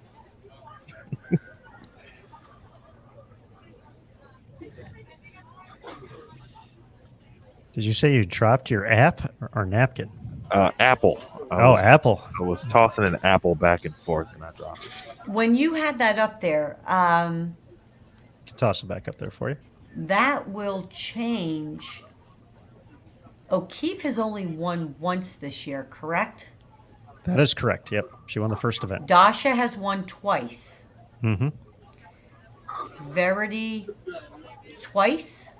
Just once for her. but Once. I'm she's sorry. made 6 shows though. Julia Bond twice. Okay, because what I'm looking at is then really Shannon is I was wondering how that would change Bowler of the Year race too. And that's it right there. That's Yeah. the current points heading into this round. So Right. Shannon actually at the Okay. moment has a few less points because that was based off of her entering this round in second place. So she's currently in Sure. fifth. So she's given a few points back. Right. And Dasha certainly a little bit farther back can move up. But that's what it was entering this round, and we'll have that information updated for the show tomorrow as well. So Dave and Kelly will be able to take a look at those points heading into the show as well. Gotcha. Stephanie Johnson to the tournament office.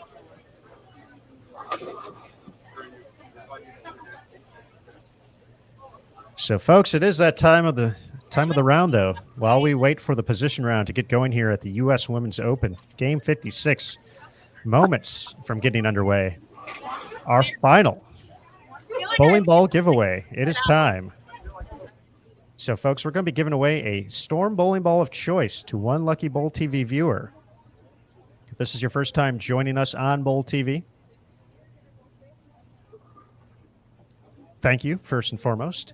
You're going to see a prompt appear in the bottom left-hand corner of your screen. It's going to say a giveaway will begin soon. Want you to participate. It's going to count down for 60 seconds.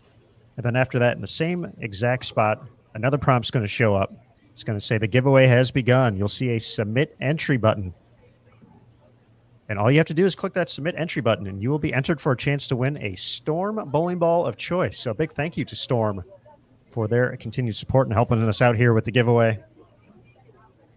So, folks, we'll get that going in just a minute here. If you are watching in full screen mode, we do suggest you take it out for a quick second. Make sure you can see the chat. But then we'll get that started in just a moment or two. So let's see. Let's figure out what pair we're going to go to as we actually we'll go ahead and get the giveaway started. So good luck, everybody. Once again, wait for that submit entry button. But we'll go ahead and find that O'Keefe Zavala match, that 5-6 matchup. It's going to be on 17 and 18. We have Diana Daviolova versus Shannon Slofowski. On lanes 17 and 18, in fifth, we have Shannon O'Keefe at plus 658. And her opponent, Stephanie Zavala, is at plus 657. One pin separates our two athletes. Good math, by the way. On 19 and 20, It is one thing. versus Shannon Slofowski. Excuse me, 21 and 22, Shayna versus Danielle McEwen. On 23 and 24, Liz Johnson versus Birgit Norwright. 25 and 26, Clara Guerrero and Missy Parkin. 27 and 28, Dasha Kovalova versus Verity Crawley. 29 and 30, Jordan Richard and Brianna Clemmer. 31 and 32, Lindsay Blumershine versus Masaki Mukatani. 33 and 34, Daphne Tan and Taylor Bullpipe. And on line 35 and 36, Maria Bolanova and Daria Payo. Athletes, please report to your starting pair.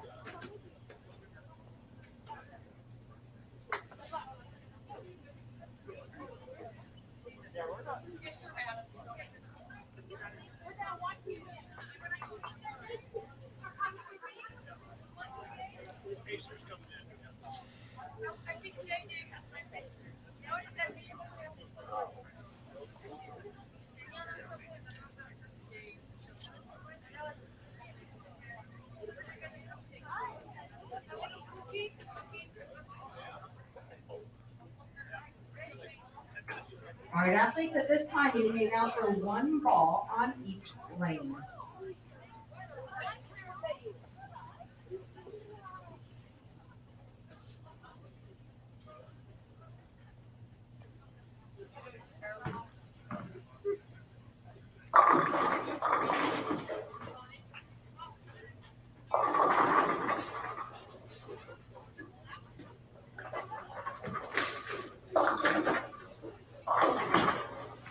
All right, a big congratulations to David winning the Storm Bowling Ball of Choice.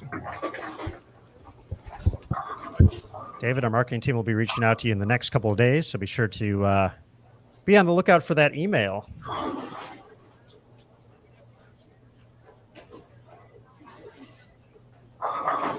To redeem your prize, a big thank you to everybody for being part of the Bowl TV community, participating in the giveaway, and supporting these great athletes on the PWBA Tour.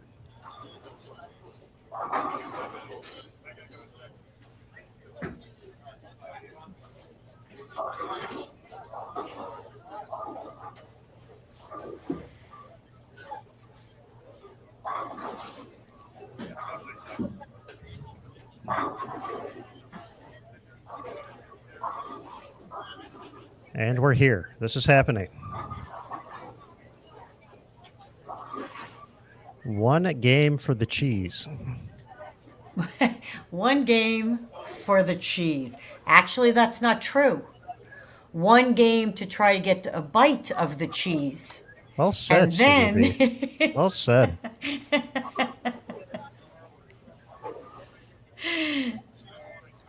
This is just the appetizer, so the this full is course. just the appetizer. Full course is after a couple games. Right. That championship match. Gotta work, bro. No, I wouldn't. That's very true. All right, ladies and gentlemen, here we go. One more game to see who will make it to our live CBS Sports Network broadcast. Pick out your favorite. Let her know that you're here. Cheer her Hello? on. How about a great applause for Hello, Emil. Hello. Okay, just making sure. of the U.S. Women's Open. So scores are updated online as well. Sherry Tan plus 824. Josie Barnes plus 759. Okay, let me get that. It's all come down to this, ladies and gentlemen. Barnes at 759. DZ at 722. Pluhowski at Right. 715. So just a couple pins separating them. And then 658 to 657. O'Keefe, one pin ahead of Zavala. And for example, like that 759 to 824. I mean, that's how many pins? 60. Let's see. That was if it's 760, that'd be 64, 65 pins. You shoot 230 and win, right? And your opponent shoots 180. You're in. You lead. It's all Right? in play. I mean, there's a lot of scenarios.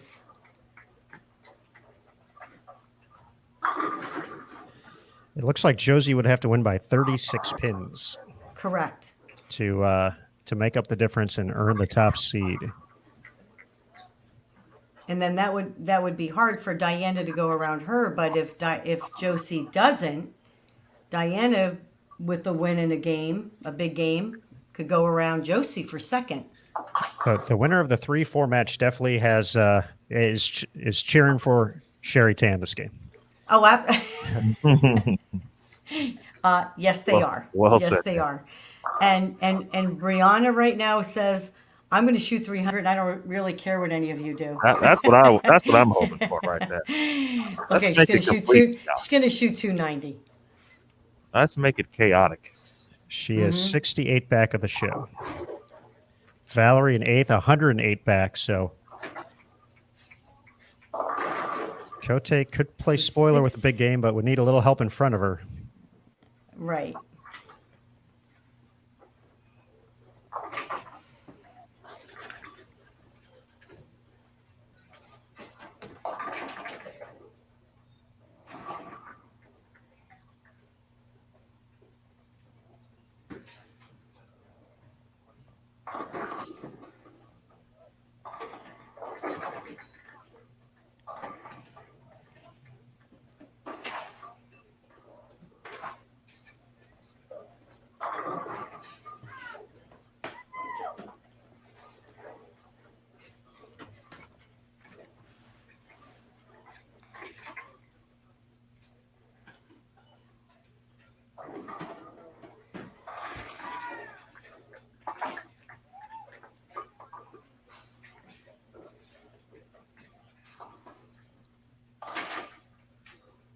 It's updated online, good people, if you haven't checked it out.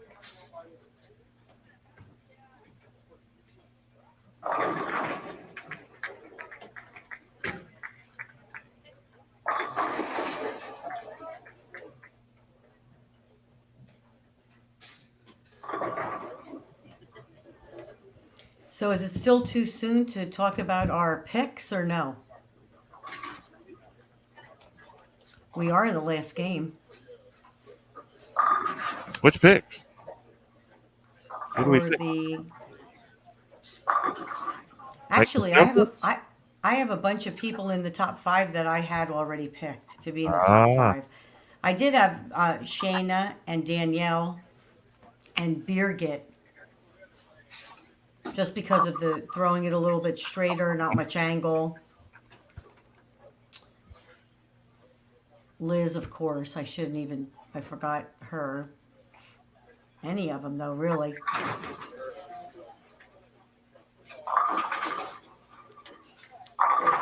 I did pick a left-hander to lead. Anybody else going to go out on that limb or no? Am I the only one? I didn't pick one to necessarily lead. I did think one would make the show. Okay, I thought 2 would make the show, and I thought 1 would lead. So we're fair on that one. Hey, we had a 50-50 shot. It was good odds. That was a good odd. That was good odds.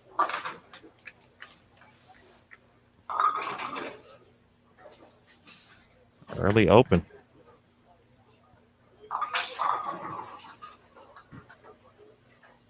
You're from O'Keefe. This is the that matchup of the someone mentioned in the chat there, the inexperienced and experience situation. Mm-hmm.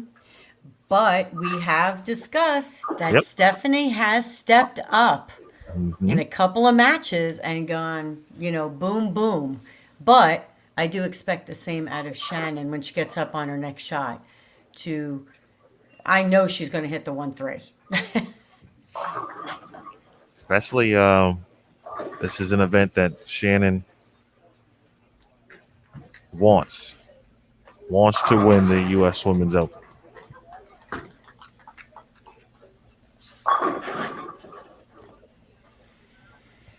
Give you an idea, of course, in the building.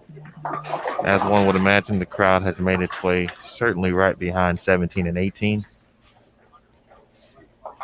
A few folks with direct interest in the 1, 2, 3, 4 matches are behind those respective pairs.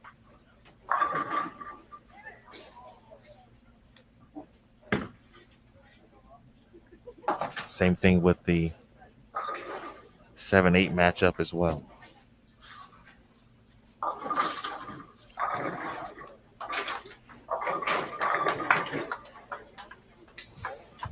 Just in this chat alone, I know Stephanie Zavala has had a ton of support. Callie has been well represented in the Bowl TV chat here.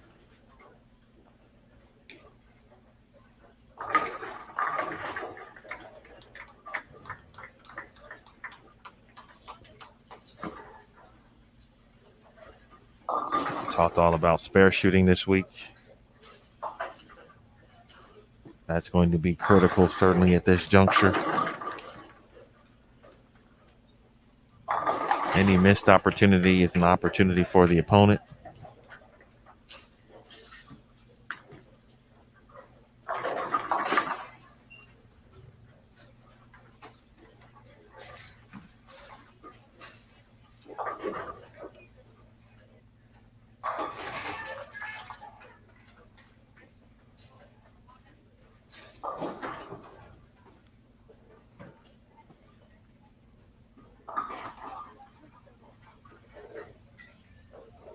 Shannon Pluhowski with 3 out of 4 so far over on 15 and 16. Strikes or strikes? Oh, strikes. Yep. Strikes, sir. I assume strikes. I told you Shannon would hit the 1-3. How about the Sherry Tan Barnes match, sir? Sherry Tan ahead by 7 after 3. Okay.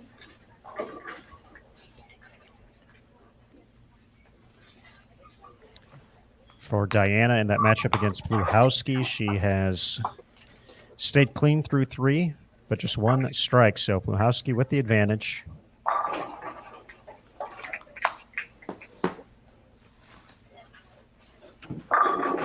Through 4.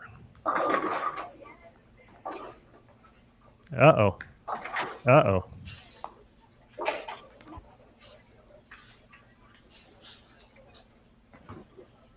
Light a pocket 710. Yeah, and I couldn't see from this angle whether she moved off that last shot. Her last shot on that lane when she left the 3-6, I thought she just got it in a little bit. Definitely don't need breaks like that.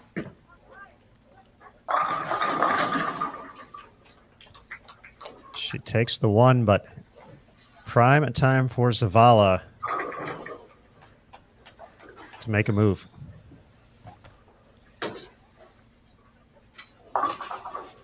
You can see her jersey. Got plenty of Vegas memorabilia on it.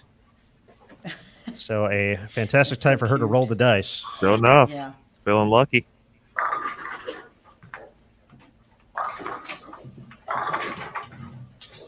Had to work one more in there. I'm done after that, folks. I promise. Okay. Oh, I like your Aaronisms. Oh, that's nicely done there, CDB. You're going to use that.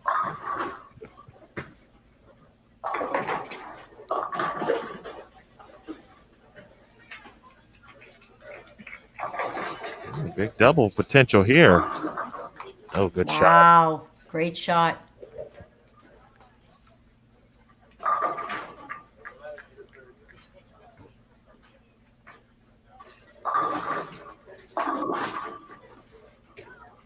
And another great shot there for Cote. And just like that, ring 10 and already in the 5th frame. Needed some help to begin with. 250 her max score now.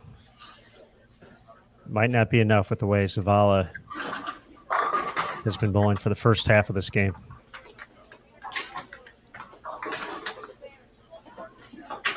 Oh, 4-9. Great shot on that lane.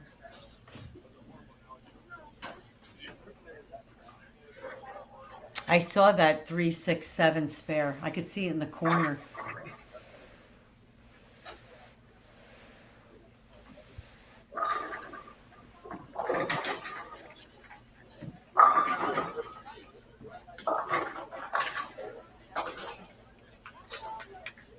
Sherry Tan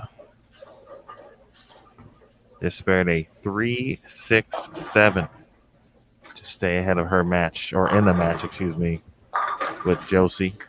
That 1-2 matchup. Gives away a pin by not getting 1 on the 4-9. Yeah, that's huge. Count is beyond important. Yeah, especially in this match where it's already just 1 pin. That is key.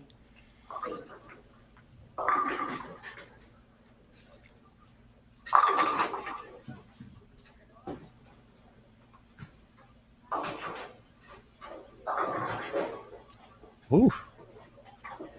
It's a good break. Nearly a 3-6-7-10 for O'Keefe, who Zavala definitely has the better ball reaction at the moment. Well, this is the match. I mean, it's 1 pin. And it's all or nothing, this match. You have 10 frames to pick up an extra pin. And I think there's a little pressing, just a little bit. It's only human nature. Again, everybody wants to get there and be on TV and try to win the U.S. Open. So this is where you need to just take that step back and take a deep breath and go, I just bowled more than 50 games with practice and that whole thing and that whole number. I just bowled X number of games. I know what to do. So I just need to get up there and do it and really not think.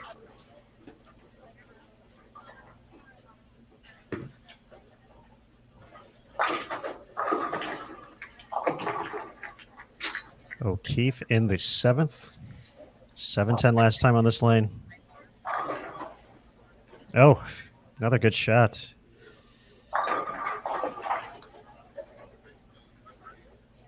Cannot get the 10 out. Update Shayna Bluchowski on the 209 pace. 12-pin lead over Diana Zavjalova. That was through 5. I believe DZ just struck in the 6th. An open frame in the 6th for Bluchowski.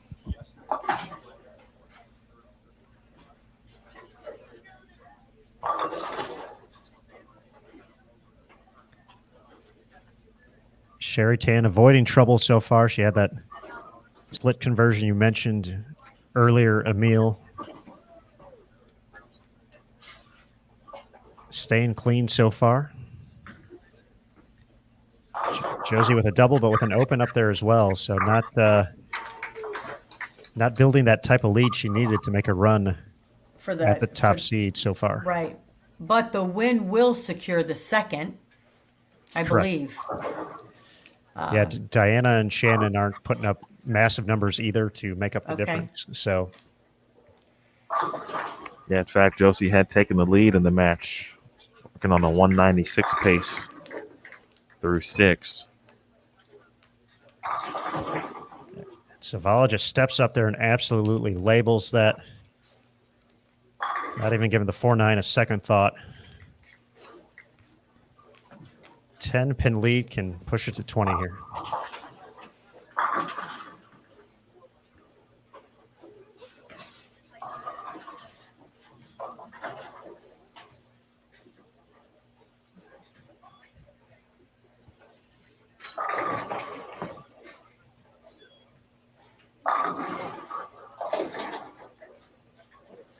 Another good shot there for Brianna Cote. Good week.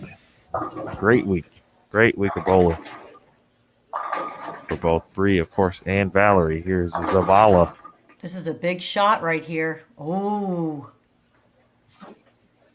Not over yet.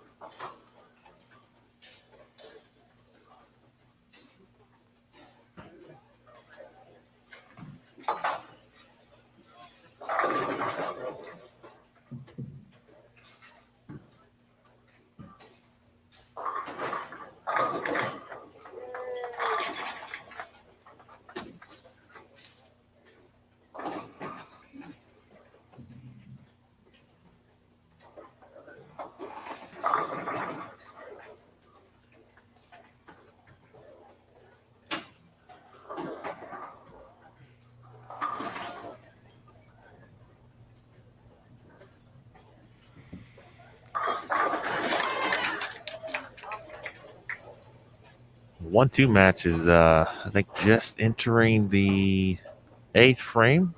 Okay.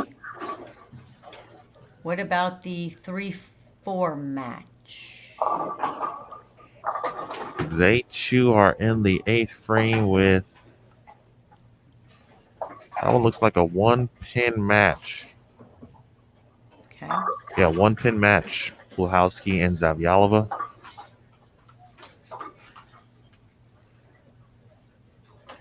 Barnes still in the lead in the in the 1-2. Sherry opened in the 7th. I don't want to say this again because I said it and she's, Stephanie split, but this is a big shot for Shannon. This could put some pressure on Stephanie.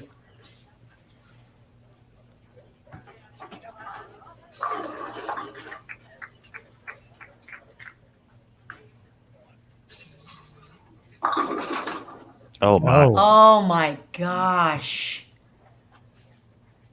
You saw her wave her hand. I don't know if she got it in. She might have gotten it in just a pinch, but 7-10 on that lane, 4-9, ring 10. That's 2 4-9s on that lane, too. One by each player.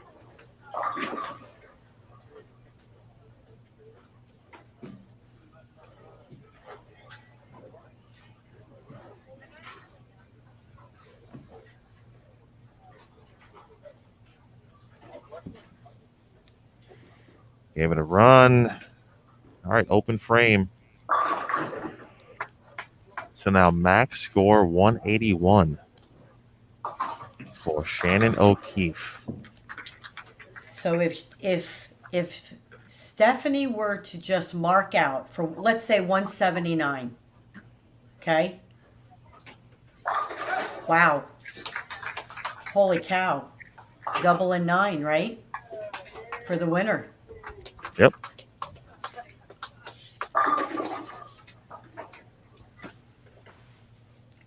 Oh, Josie Barnes. Ooh, look at that one. Oh, I don't want to leave this one yet, though. Oh, dear. Oh, dear. There's a few channels I want to check. Yes, CDB? Who's asking?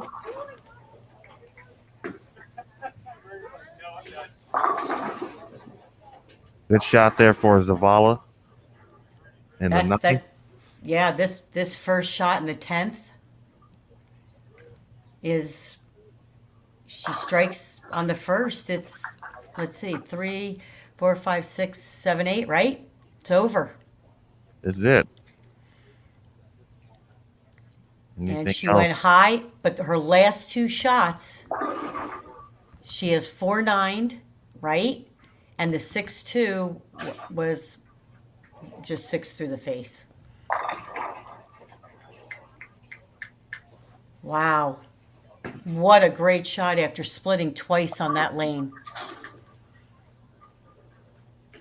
Okay, is the Josie match over? Can we flip? Not yet. Anybody want to talk to me? Can't hear us? I can hear you. Okay. Can we go watch the Josie match, or is it over already? It is almost over. Can It's we about flip? over. Oh, it is. We don't need to flip over there then? This one's officially over, so Zavala is going to get the win and move on. So we do have time to head over there real quick to catch the end let's of it. see. Let's check Josie, because she has to win. She's now up by 29, correct? So let's see what the story is there. If she wins by 36.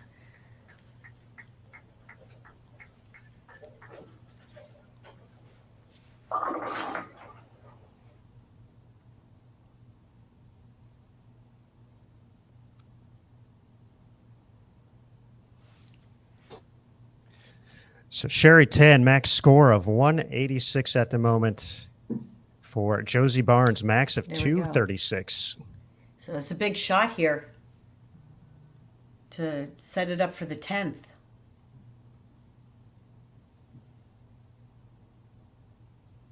That looks left the entire way, 610.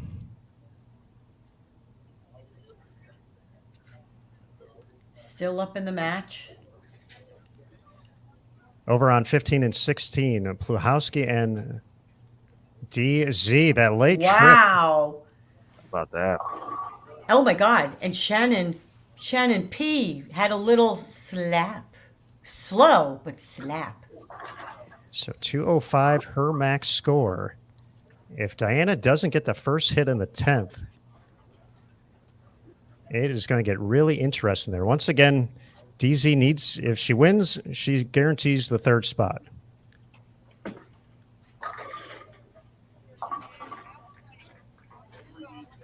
Let's see this fill ball here. Does connect 205.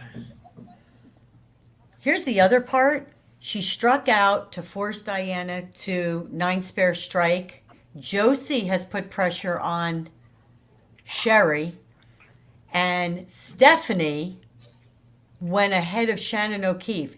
Every single one of these ladies has done something to boost their confidence going into tomorrow.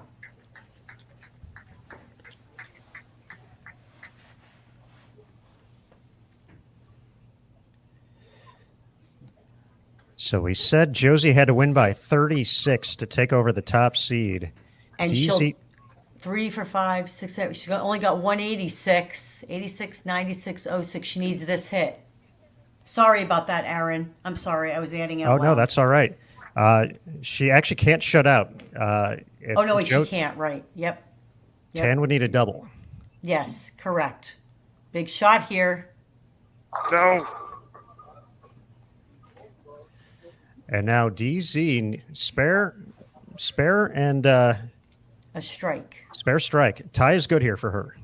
Tie, she holds on to the third seat. With the bonus pins, however, if she loses, it would switch She's over fourth. to Shannon. She's fourth. No, Shannon will go around Diana? Correct. Oh, I If- didn't know. If Diana doesn't strike, Okay. I didn't Shannon know there takes was that third. much. No, Stephanie. Oh, Oh. Shannon. Yes. No, you're right. Sorry. oh, no worries. I'm getting confused between Shannon bowled Stephanie, and there's a Shannon bowling Diana. I'm sorry. That was my fault. Great so many finish by S's. Josie. Wow. So now a double to retain the top spot. And a strike by Diana. Oh, great shot by Diana. Could not have thrown it any better. She has bowled phenomenal all week. So she'll be fifth. Fourth. She's going to be fourth. Yes. So she will have lane choice against Zavala. Yes. Puhowski will face the winner. Does Sherry Tan have a double? Oh, roll it. Oh, Oh. Wow. Huge 10th frame by Josie to take the lead at the U.S. Open. How about that? Josie Barnes is going to be one win away from her first major title, fourth career PWBA Tour title, and a $100,000 payday. Sherry Tan will be seeded into the semifinal match. She'll face the winner of match 2. Unbelievable. Zavala, the rookie, throwing the clutch double down the stretch to send the 2-time reigning PWBA Player of the Year to a Almost 6th place finish.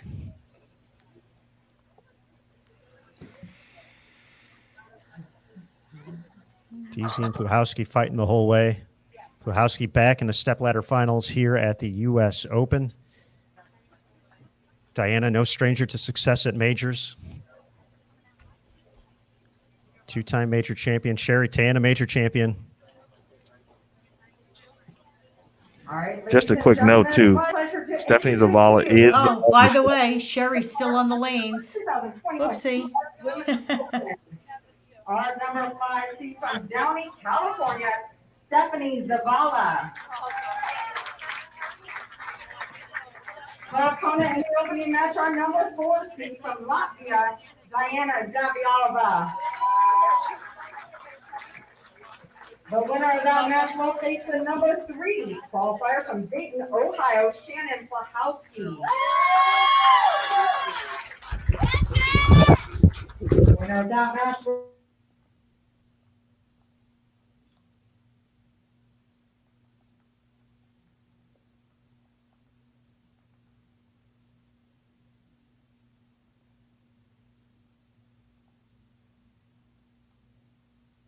Shannon Puhowski. Winner of that match will face our number 2 qualifier from Singapore, Sherry Tan.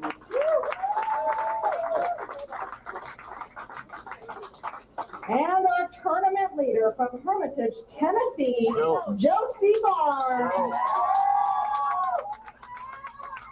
Bowling fans, these are your top 5 athletes who are achieving step ladder finals of the 2021 U.S. Women's Open. How about another big round of applause for all of our competitors? On behalf of Double Decker Lanes, the United States Bowling Congress, the Bowling Proprietors Association of America, and the PWBA Tour, thank you for joining us today, and we hope to see you back here tomorrow, again for the live CBS Sports televised finals.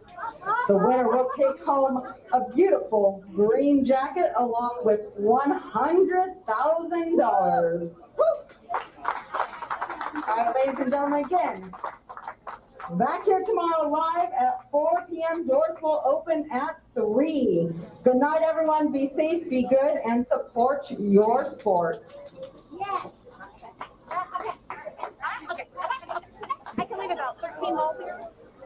All right, folks, your top 5: Josie Barnes, Sherry Tan, Shannon Pluhowski, Diana Zavyalova, and Stephanie Zavala.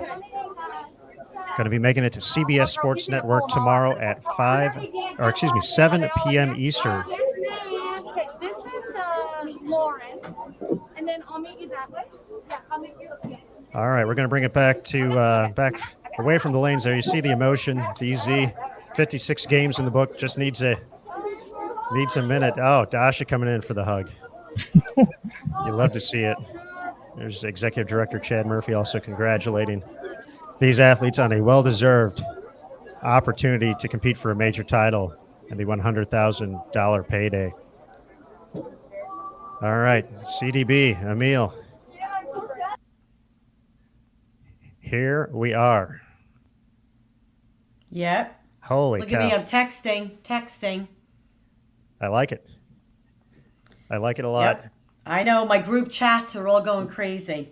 As they should. My phone's been blowing up too. Mostly pictures from Curtis Von Kruger of the top 5 and videos all day. He's been doing a great job out there as well. So shout out to Curtis. Yes, you all do. Actually, I don't know if this is time or the place, but I don't think all of you get enough credit sometimes. I think you all do an awesome job and you work very hard. Well, thanks, thank CDB. you. We appreciate that. You're welcome.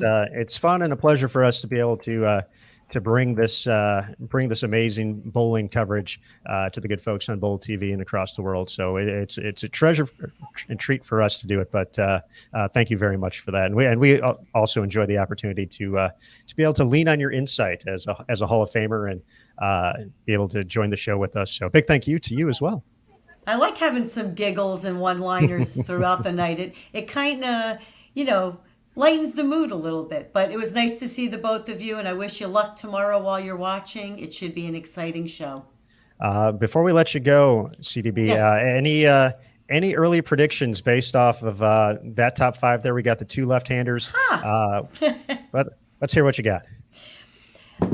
My 2 picks early was a left-hander to win, which obviously Sherry or Shannon. I do think Sherry, it seems like Sherry gets lined up fast and then just sails. There's no, I'm not saying she doesn't have a bump in the road, but when it comes down to that one game, she's there and goes. Not saying that Shannon can't, but again, I think leading the tournament for as long as she did, she has a world of confidence, even with the few games where, again, you had that little bit of bump, she rebounded right back. I think Josie Barnes is the one that was the dark horse. She kind of went like this all week, nothing spectacular except for that one block, but just kind of hung in there, snuck in the cut. I think she's hungry. I believe that her life is where it needs to be. One thing she always says, I'm where I need to be. I'm where I'm supposed to be. And I think that gives her a calmness. So I think she's going to be tough to beat. But I think Diana is hungry, and I think she's throwing it great. Diana. So I'm going Sherry, Josie, Diana. Diana, as I reflect on the year, she's made both major TV shows so far this year. So she made the show at the Queens and now here at the U.S. Women's Open as well. So she has shown that resiliency on the tough patterns this year as well. So and again, I like them all too. By the way, I want to go on record. I'm not picking anybody because I like them all. All 5 girls, all 3 girls. I like them all, and I think they're very talented. So, but I do think for different reasons, people are in a different place and I think that hunger is there. So it'll be exciting to watch. Absolutely. Well, CDB, thank you again so much for joining us here on Bold TV. We appreciate the time as always, and we look forward to the next opportunity we get to do this with you. You bet. Take care, guys. Thanks, CDB. Thanks, CDB.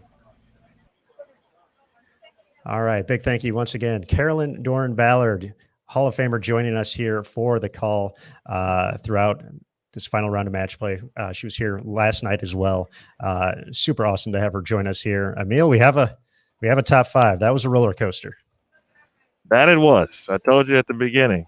It's going to be your best or your worst roller coaster experience for the 5 players who just advanced. Probably their best roller coaster experience. For those who just missed, certainly the extra dip in the roller coaster did not help. But, man, that's what you get at this event. It's very unique. Nothing like it. And every year that it proves to be the case. All right, folks. Well, you know the story now. We know our 5. Our opening matchup is going to feature Diana Zavyalova taking on Stephanie Zavala. The winner of that will face Shannon Pluhowski. The winner of that matchup will head to the semifinals and take on Sherry Tan. The winner of that, awaiting in the finals, Josie Barnes. $100,000 on the line for the champion, the coveted green jacket, the Eagle Trophy, and a major championship on their resume. You cannot miss it. It's going to be on CBS Sports Network tomorrow night, 7 p.m. Eastern time. So be sure to check it out. A historic moment in bowling is going to be happening tomorrow. So we're excited about it. Hopefully you are as well. Be sure to check out bowl.com, PWBA.com tonight and throughout the day. Of course, tomorrow, social media, all the accounts. We'll be preparing for the show, getting excited for sure as we get closer to crowning a major champion here on the PWBA Tour. But we're going to go ahead and start some of that prep already. So we're not even messing around. We're going to be doing that all night tonight, getting ready for the show. So we're going to say goodbye right now. But as always, a big thank you to USBC, BPAA, and their board of directors for their continued support of the PWBA Tour and great short duration events like the U.S. Women's Open. Kegel, the official lane maintenance provider. The athletes, what a show we've had here. 56 games, the best players in the world, just doing their thing. A phenomenal show upcoming tomorrow on CBS Sports Network. And of course, all you good folks for hanging around on Bowl TV. We had quite a journey these past 5 days. So we want to thank you for that. Thank you for supporting the PWBA Tour and just everything. You guys rock. And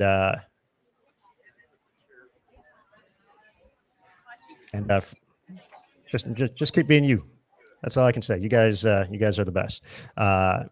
For the staff at Double Decker Lanes, the PWBA and USBC short duration crews on site, for the support at the International Bowling Campus as well. And finally, the Bowl TV team, Matt Canizaro, Curtis Von Kruger, Jason Thomas, Emil Williams Jr. I'm Aaron Smith. We're going to be signing off here today from the U.S. Women's Open. Emil, I believe it says good things, but I can't read it from there. You'll have to tell us what it says. It says Bowl TV chat, ! All right, there we go. Check out the Bowl TV chat one more time before you head out as well. So, folks, we're going to go ahead and sign off. Have a great evening. Check out the show on CBS Sports Network tomorrow. And remember, as always, on Bowl TV, bowling lives here. Check out the chat one more time.